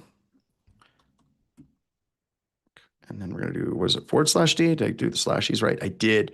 We're going to call it dir1, and then we're going to make that one connect to the C $go away directory, like so. Now we've created that directory. Now, if an attacker were to try to recursively go through this directory, they would do something like dir /x. Oh my God, it didn't work.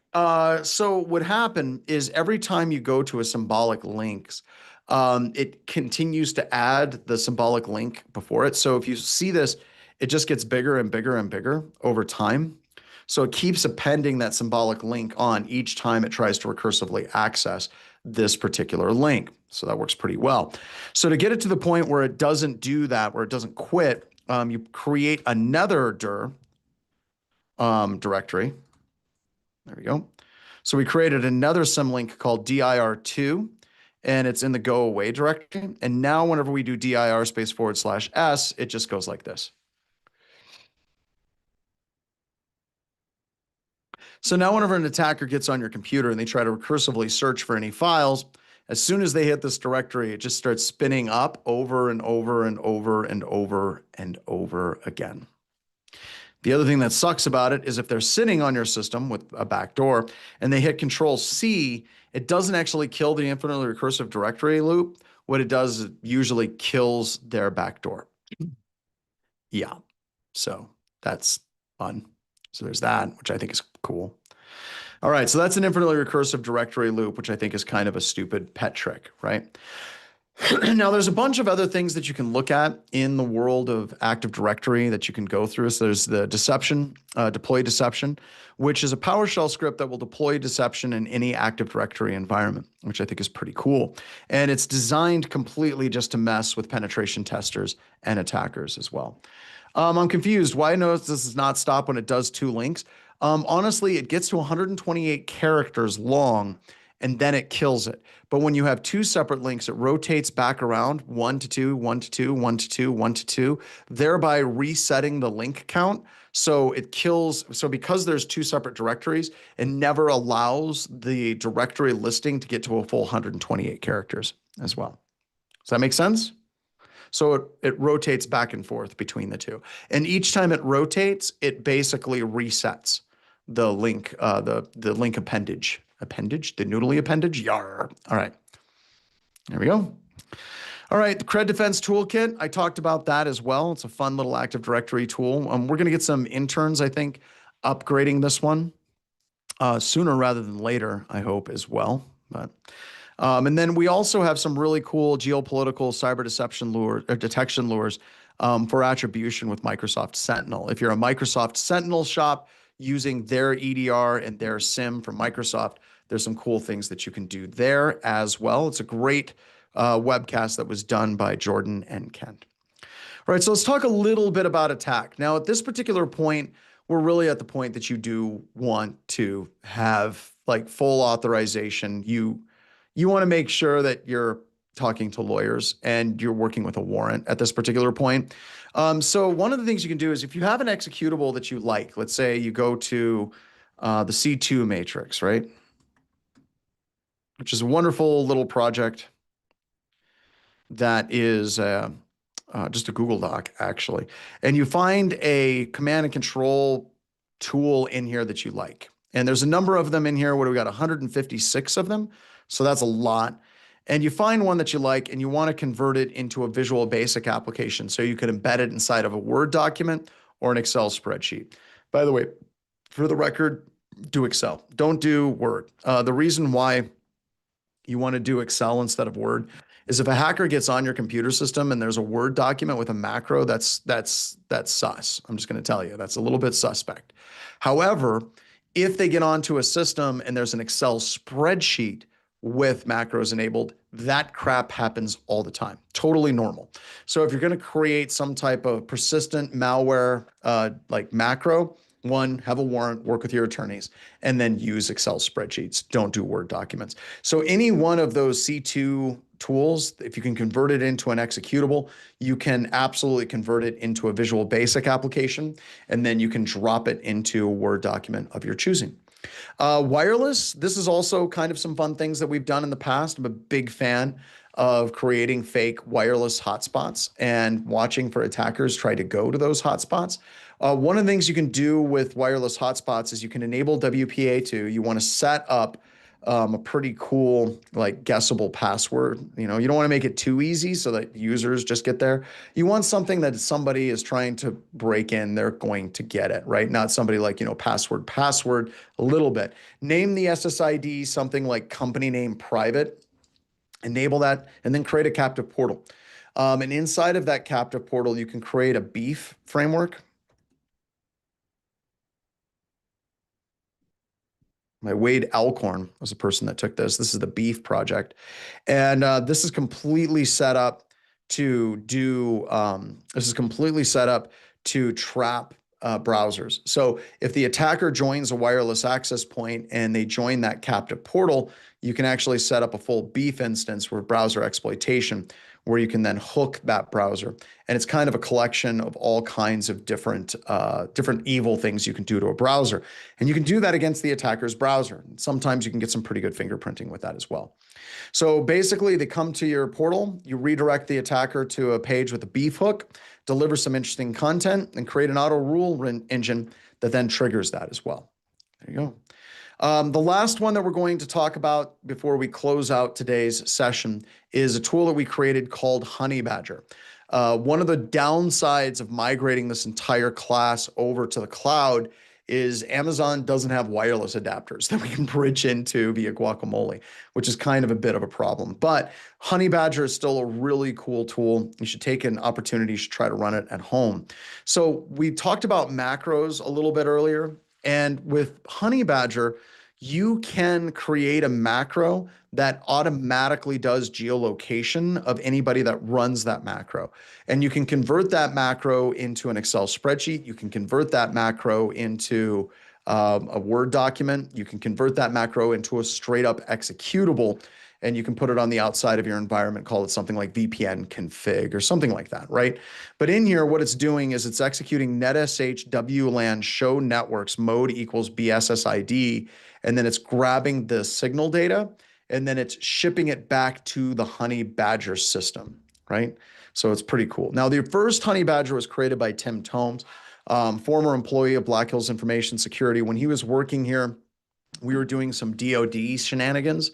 And we had a really cool project where they wanted us to track or see whether or not we could track some special forces people in a non-attrib unclassified network. And this is one of the tools that came out of that project as well. So what it does operating system calls, once again, looking for local wireless network and pulling down information and then querying Google APIs to pull that data. The other reason why we kind of killed this lab is it required a Google API key to do it.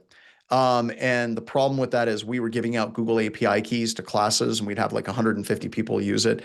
And yeah, that would get expensive when we would do that. But you get a Google API key, and then there's full instructions actually. If we go here, we have the Honeybadger. And this is full step-by-step instructions to set it up in your environment, how to configure it, and how it works. So this is the full Beef user guide. So if you want to set this up on your own home system, you absolutely can. Now, whenever we started running this years ago, one of the first things that we saw attackers that were using Tor, and we honestly didn't care because it's querying the local wireless access points. If they're like, come at me, bruh, I'm behind 5 proxies, I don't care, because their computer system lies. And yes, this was an actual attack that we were able to track back to Moscow, which was pretty neat.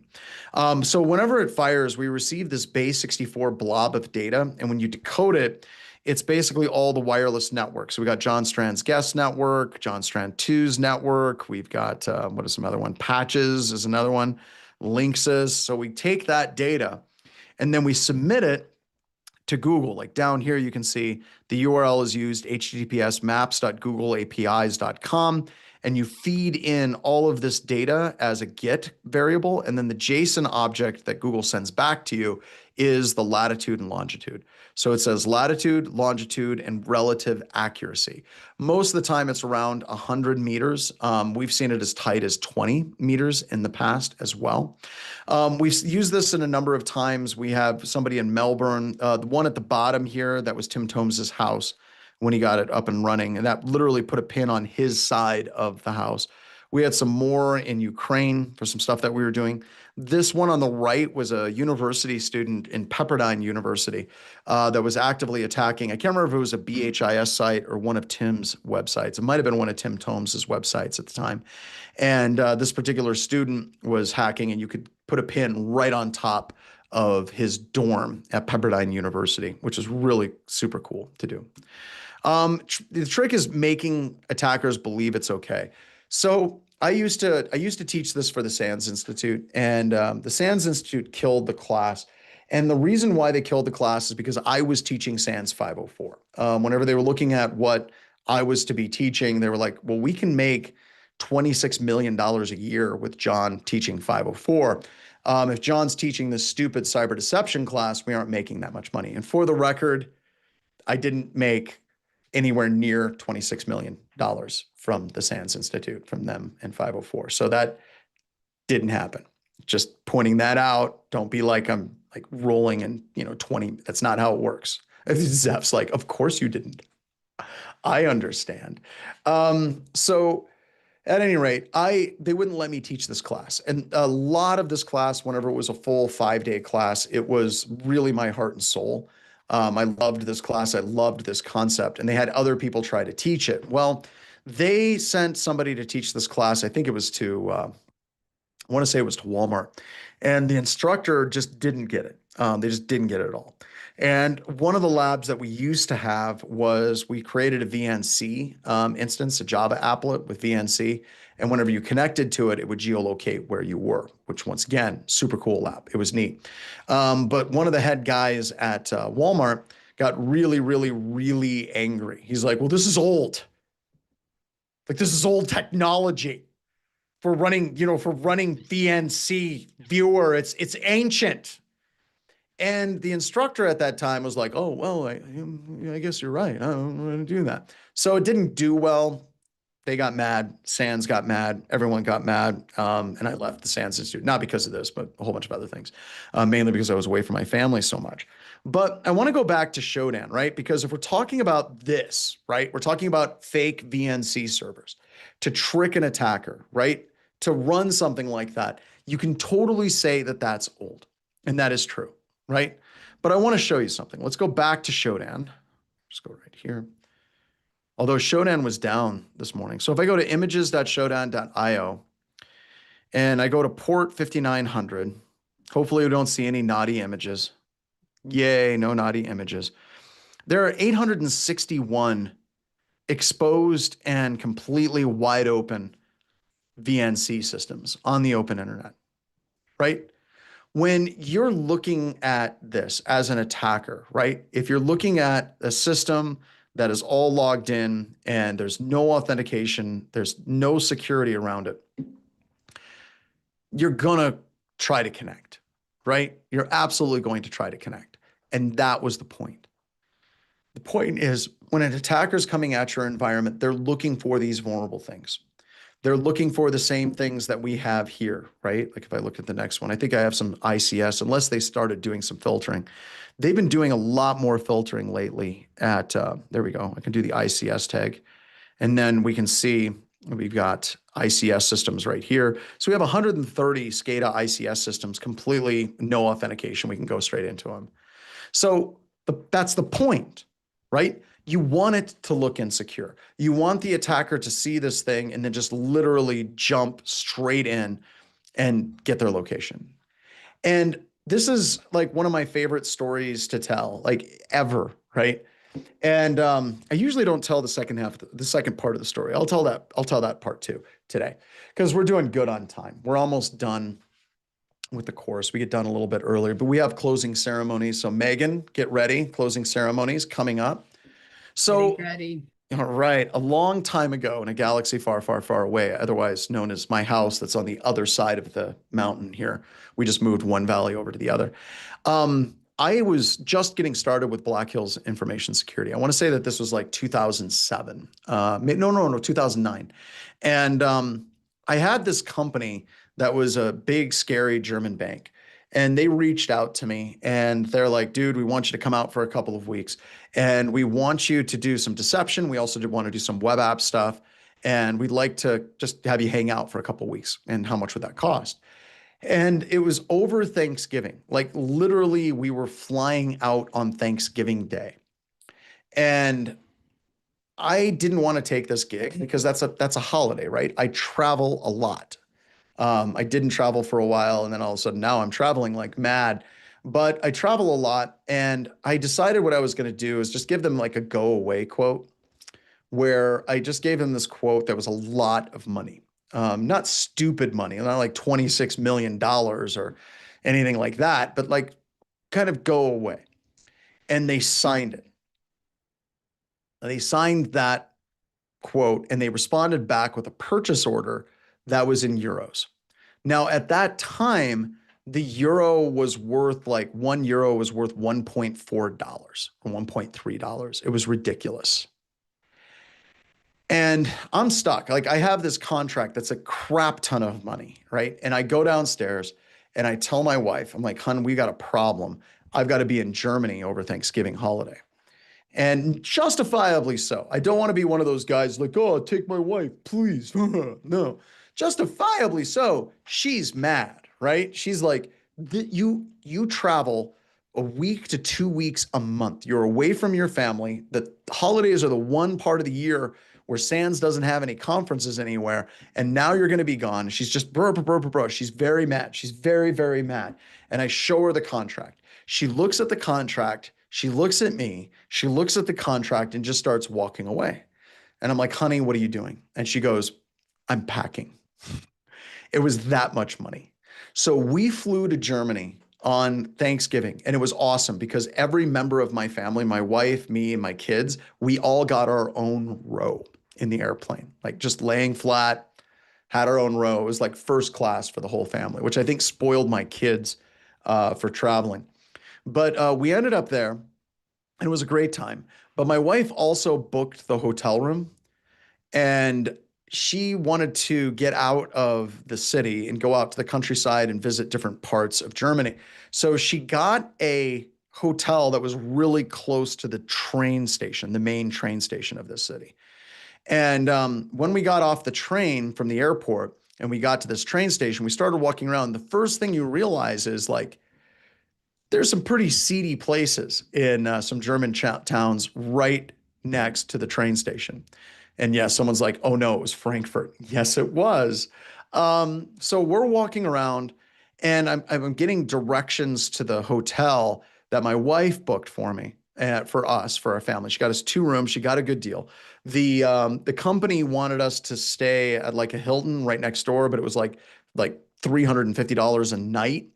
And we needed an extra room for my kids. So we start walking through, going through, trying to get there. And there's this one street where all the lights are like pink and red, right? And my Google Maps is telling me go down that street, right? And we cut, "Oh, that can't be it." We walk up, it's like, "No, turn your ass around. That's your street." So we go down to this street and we go about 2 blocks in, and our hotel is an hotel because the H is burnt out. Now, this hotel catered to English speaking people, right? That was one of their things on their website. We couldn't get in because the door was locked. You had to push a button. So it was like, and we pushed this button, and this lady is like, "What do you want?" And we're like, "Well, we're trying to get in. We got a reservation." So she unlocks the gate. We're allowed to get in. We walk in, and the first thing this lady says is, "Oh my God, you have kids." That's a bad sign, right? That's a bad sign right there. "Oh my God, you guys have kids." And immediately she's like, shouts at somebody, "You need to get new carpet in your room. We need to get new carpet in your room." And I'm like, "That's odd. It's late at night and they're just going to recarpet my room like that." And this dude just rolls out with this huge roll of carpet and just starts walking up these stairs, and she makes us snacks. She's like, "Oh, we don't get families very often. We don't get children in here." And we're like, "Clearly," right? So he went upstairs and literally put in carpet while this lady made us snacks. Like we're sitting around, and probably this hotel that has charge by the hour options, just seedy as hell.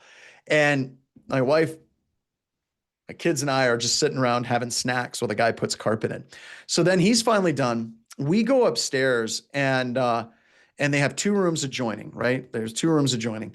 And we go in, and yeah, he put in new carpet, and it's like the worst cut carpet. It's like all like inconsistent around, but you know what? It's new carpet. I'm not going to complain, right? So we get the kids tucked in one room. We go over to the room. The rooms are adjoining, and we lay down, and we're like, we need to get out of this hotel. We need to get out of this place. And turns out that there was like some kind of plastic mold convention thing going on at the same time. And we couldn't find any nice hotels like that we could stay at, right? So we're stuck in this hotel. And as we're kind of going to sleep, this guy, just like guy that put in the carpet, comes into the room, literally just comes right into the room, comes right up to the bed to my wife and I, comes up to me and says, "Don't let the children turn on the television." And goes up to the TVs, unplugs them, and leaves, right? So for the rest of the time, that were there. It's absolutely crazy. My kids are constantly trying to plug the televisions back in to figure out what's on TV that this guy said that we shouldn't watch. I did, and it was like each channel on the television was different types of porn, right? So, like I said, super, super, super sketchy place. This is a place when we were walking back and forth. We were there for the full 2 weeks, and it was actually fantastic. The lady was just great. The food was fantastic. They took care of the room very nicely. They seemed to be very excited that, they had like their normal clientele wasn't there, but it was all kinds of sketch people coming and going all the time. So yeah, that was us going to Germany. So I'm there and I'm working, and during the day, my wife drops down into the train station, which is very close to the hotel, and she goes and explores Germany, and they have a great time. We actually had a really good time there, right? Like first couple of nights, I'm just like not in my stomach, but after a while, when you're walking outside and some lady shouts at you like, "Hey, you looking for a good time?" And the kids are like, "We are, we are, we are." Or the kids are really confused as to why are there balloon vending machines on the street corners, right? It was a hell of an experience, right? It was a hell of an experience for us. But I'm there and I'm working with this particular organization. We had a couple of gigs that we did. We had a couple of gigs that we did there over the years, with a number of different places. And after about 2 weeks at a bank, this is what it looked like running Honey Badger. We had something like 250, and I might be wrong on that, but something like 250 attackers going to parts of the website they shouldn't be going to and trying to run these trackers. I mean, what do you even do with this? I remember one person looking at this and was like, "I'm getting the impression that the whole world hates this bank." And I'm like, "Nah, dude, it's just banking in general. Don't take it personally." Right? It's just crazy. Now, what we eventually did is we flipped and we saw if there was any outgoing connections to any of these ASNs for these different attack networks. And we found 3 systems that were compromised, that were bypassing the EDR. At the time, I think it was old school Symantec. So once again, this is threat intelligence, right? This is what we should be doing on a regular basis. The other one, this was 2013. This is Chris Brenton, who's now the COO of Active Countermeasures. And he was working someplace that was a cloud service provider. And they had a server that was taken over by a botnet. And the server that they had was a botnet controller. It was a master node. And he called me in and he's like, "Dude, what can we do to F with these guys?" So what we did is we changed the SSH ports on the system. We changed the passwords, and then we created the same Java applet as another way for the attackers to try to get back into their system. And through a 24-hour period, you could see all the people that were part of this botnet group. And we were able to give attackers just like pinpoint accuracy on, not attackers, we were able to give law enforcement pinpoint accuracy on where the attackers were. And it was funny because the attackers honestly just didn't have any idea that they were giving up their location. So, do we have training coming up for next week, Velo? Is Chris presenting next week? Oh my God. Oh, you guys have got to take classes from Chris. Yeah, it's going to be awesome. Chris is actually the guy that taught me. He's the guy that got me started in computer security, proper in computer security in 2003. Right. So this is just some concluding slides talking about active defense, passive defense, offensive countermeasures, kind of re-talking about these things that we've talked about extensively. But I just want you to know that we can make defense fun, right? There's a bunch of things that we can do to just make this rock. And speaking of rocking, Megan, are we ready to see who wins the entire course catalog of Anti-Siphon for 1 year? Yes. All right. I'm actually ready and prepared this time. All right. Let's yellow. do it. I don't have jaundice. It's your slot. You have to be present to win. So if you're like, you have to be you got to be present to win. Okay. Are we ready? Let's do it. Weeza. Weeza. Yay! There we go. Here. Nice. Oh, sorry, my dog started barking on that one. Okay. So yes, but one other thing before you get into your closing things. Yes. People ask all the time, how do I become a nerd herder? You know, the first thing is don't ask. Yep. Come to these classes, we watch, and I would like to congratulate Jelly Beanster for being promoted today. Yay! What does Jelly Beanster get? Like if you're a nerd herder, what do you get? Well, Jelly Beanster not only gets the catalog and all of the training, they help out with summit classes. They help out with conferences, all kinds of different things. So Jelly Beanster has been amazing, and we've been watching you for a few classes, and we welcome you to the family. Yes, thank you. We appreciate it. Yeah. By the way, I love how I can do this. And Megan's now orange. I know. Jaundice, not jaundice. Jaundice, not jaundice. So, all right. So that is actually probably some of the best news I've heard in a long time. She's been awesome in these classes. I think about 3-4 of them now. So we appreciate it because our big thing that we're trying to do that's different is community. We'll kind of maybe, I don't know, change things up a little bit. Like at Anti-Siphon, we're trying truly to do something different. We're trying to create affordable training, right? We can't make it completely free for everybody. We would if we could. Like I keep waiting for some magical investor, Megan. I was like, I'm just going to give you guys millions of dollars a year to just do everything for free. And I'd be like, yes, we can't do that. However, but then we would have to probably answer to them, and it would that would suck. We don't want that. And then they'd be like, can I get the mailing lists can I get their email addresses? And we don't even give that to our vendors. We don't even give that to our vendors, right? But we are truly trying to do something different in the fact that we're trying to create affordable training. We're trying to create a community. A lot of the training that's out there, they just want your money, right? Pay a subscription and then go the F away. Watch the videos, don't watch the videos, don't care, just give us the money. So we're trying to create this community, and people like Jelly Beanster and the rest of our nerd herders are people that truly make this community work. And it creates this type of environment and makes it very, very different. As you can see, our Discord server now is 52,222 members. And right now there's 6,730 people online and active. This is a home for a lot of people. And if this is the first time that you're around here and you're trying to find a community and you're trying to find out what computer security was like 20 years ago, but minus the snark and the racism, sexism. Okay, so it's nothing like it was 20 years ago, but it's awesome, right? We're trying to create an awesome community, a space that is safe for everybody, regardless of where you come from. So the final closing thing, and this is great, we're getting to the point, we can do this now without tears, which is kind of sad, Megan. It's kind of sad because, when we first started doing this, it was hard for me to get through this without crying. So I want to do the I totally don't cry doing this speech anymore. So first thing that I want to call out is, I mentioned, doing things for free. I'm incredibly blessed in the fact that I can, right? I could just go off into the ether and drink myself to death or buy a yacht or something. And probably not a yacht, maybe a nice dinghy. But we really are dedicated to trying to help the community out and trying to make the highest quality security training affordable and accessible to as many people as we possibly can.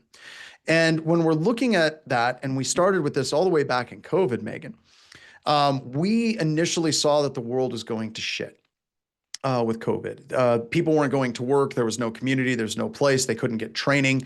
And we really feel like we jumped into that gap with both feet and started Anti-Siphon and started up this pay what you can model to start creating this community to bring people together and try to make it a positive space with this as well. However, there was one small problem. And it's a problem that's persistent across the industry, right? If we look at the industry, I'm not going to sugarcoat it. A lot of the industry looks like me, middle-aged, balding white dudes, right? In black shirts and jeans, right? That's just the way the industry looks. And I got to be honest, I'm bored as hell listening to myself, right? And sitting around with a bunch of people that talk about the Matrix, talk about Star Wars, talk about the same things is kind of boring. And there's a lot of conversations in the industry about trying to increase diversity in this space, right? And that can get into all kinds of horrible political conversations. Just set those aside for a second. Don't get your butt all puckered yet, one way or the other. This isn't going to go where you think it's going to go. It's going to go in a weird place. That's okay. Weird is fine. And I fundamentally believe in diversity because I think that more interesting, diverse people is more interesting for me. And I also think it brings more possible solutions to problem sets based on different life experiences. Okay, got that out of the way. But how do you do that? Right? How do you do that? So there was conversations about we need a scholarship for women. We need a scholarship for African Americans. Then I was like, what about a scholarship for Native Americans? What about a scholarship for Pacific Islanders? I live in South Dakota, which is one of the poorest states in the union.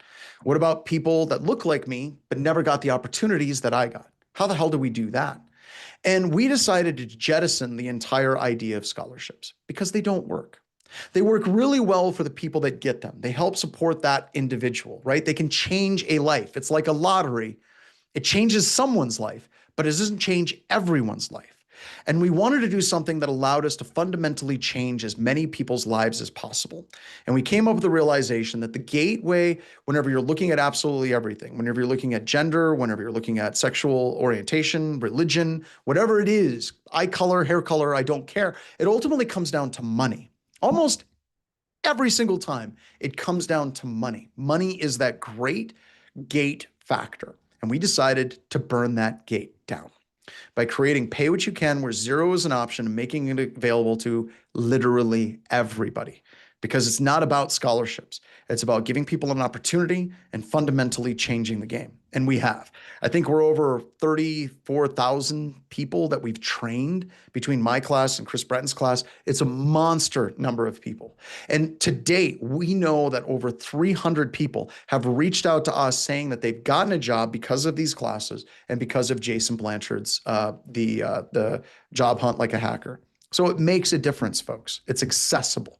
And with ACE-T, you now have access to an affordable certification. But all of this does cost money, right?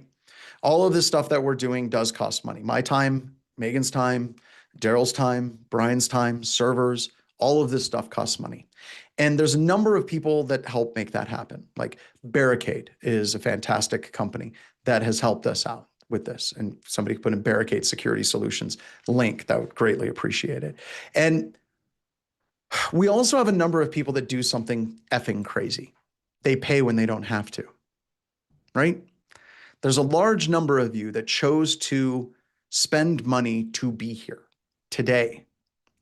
And I think that absolutely everyone in this class should give those people a round of applause and have a little bit of gratitude for the fact that there's people that pay money when zero is on the table. And I just want to say thank you to every single one of you for helping make this happen from a financial perspective. However, there's another group of people. There's the people that didn't pay. Okay?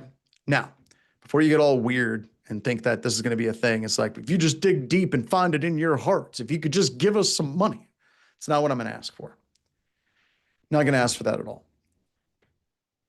When you look at the people that didn't pay, a tremendous amount of those people are people that are working sometimes 2 to 3 jobs just to make ends meet. They're people that never got an opportunity to go to college. They're people that never got an opportunity to even understand how they would go to college, let alone understanding student loan processes and getting grants and doing all those things. They're people that maybe made a mistake. Maybe it wasn't a mistake. Maybe it was something that happened in their life that altered their trajectory. Because I'd hate to say having a kid is a mistake, but I know people right out of high school, they get pregnant and they move right into the career field because that's the only thing that they can do. Something happened in their life that put them on a trajectory that didn't allow them to attain what a number of us are able to attain in this industry. And for whatever reason, they never got there. They have the heart, they have the passion, they have the mind for it. They just need the opportunity. They do not need an effing handout. They just need a chance. And what we do here is try to provide that opportunity to those people. And when we're looking at it, I understand deeply because I grew up in a household like this. And a number of us came, if you look at Anti-Siphon, a number of us came from households like this. I came from a house that was blue collar, right? People that worked with their hands for a living. There was a quote I heard the other day, it's like, we don't tax capital gains, right? But we tax the shit out of what you make with your hands. Why is it that we tax money that you make passively less than we do with the money that you make with your actual hands? We don't value that. And we boil all of this stuff down to an hourly wage calculation. And your entire life, whenever you're a blue collar and you're working on this, and an hourly wage is completely based on hours. It's completely based on time. And everything about your value is based on that time. And all of these people that came to this class and they couldn't pay, they paid with the one thing that matters the most to them. They paid with their time. They could have spent that time with their kids. They could have spent that time with their spouses. They could have spent that time on themselves, just trying to heal their body before they move back into work. But instead, they chose to be here. They gave us that time, which is most precious to them, to be present in this class. And I think that those people deserve a round of applause as well. Because I know what it's like to have shoes that are duct taped together. I know what it's like to get food that's left over from food service that we shouldn't be doing legally, but we put it in tins and eating hamburgers for the next 3 days because that's all that we could afford to eat. And I got to be honest with you, I feel absolutely no guilt for what my parents did because my parents were effing awesome. My mom was awesome. My dad worked his ass off to be able to provide for us kids. So I understand that just because you're poor doesn't mean that you're an idiot. Just because you're poor doesn't mean that you're buying lattes instead of investing money. And you should be a millionaire by the time you're 28 if you just stopped getting lattes at Starbucks. I know that that's bullshit. And I understand that once you're in the system continues to try to keep you down. Education is ridiculously expensive. Trying to better yourself gets ridiculously expensive. And you have people constantly telling, oh, you should just better yourself and go to college. And many of these a-holes went to college in the 70s and the 80s where you could put yourself through college in minimum wage. You can't do that anymore. This has to change. And we're trying to change that here because I do not give a shit what your religion is. I do not care what your sexual orientation is. I do not care what your political affiliation is. I do not care your color. I do not care where you're coming from. I only care about you being here, wanting to do computer security and where you want to go. So I've got a request, and I close out all my classes with this request. The only thing we need from everyone that comes to this class is to help us amplify the signal. As we're doing these pay what you can classes, and you're taking these classes and you're going to take the certification, you're going to try to get a job, one, we appreciate it. As you're seeing us do this, help us amplify the signal via LinkedIn. Help us amplify the signal via X or whatever the hell it's called now, or Blue Sky. Help us amplify the signal because we need more incredibly hardworking, dedicated people who are passionate and all they need is a chance to do it. So please help us amplify whenever we get this out, because our main goal is to try to help as many people as we can get into this industry. And we're making a difference. So with that, I want to say thank you very much on behalf of Megan, Daryl, Brian, everybody here. Zach isn't here, but Jason, all the people that make this happen. And once again, you guys mean so much to us. When you're successful, do me a favor. Let us know that you've gotten a job. Let us know that you've gotten a promotion. Let us know that you caught that hacker, because those are the things that keep us motivated far more than just profit margins. People above profits, always. Thank you so much. Talk to you all later, and I'll see you in the next class. All right, everyone. Thanks again for joining us. We really appreciate it. Like John said, for those of you joining us via the stream, again, the registration form will stay open until 4 today. So make sure that you register if you need a certificate of completion, which we would love for you guys to share out on social media. Those will go out overnight tonight. And also there's going to be a feedback form with that. Please, there's a couple of new questions that I've added that we really need some feedback on. So if you could fill those out, I would really, really appreciate it. And I think that's about it. I guess, Daryl, you can go ahead and kill it with fire. Have a good weekend, everybody. Thank you so much for joining us. We'll see you in the next one.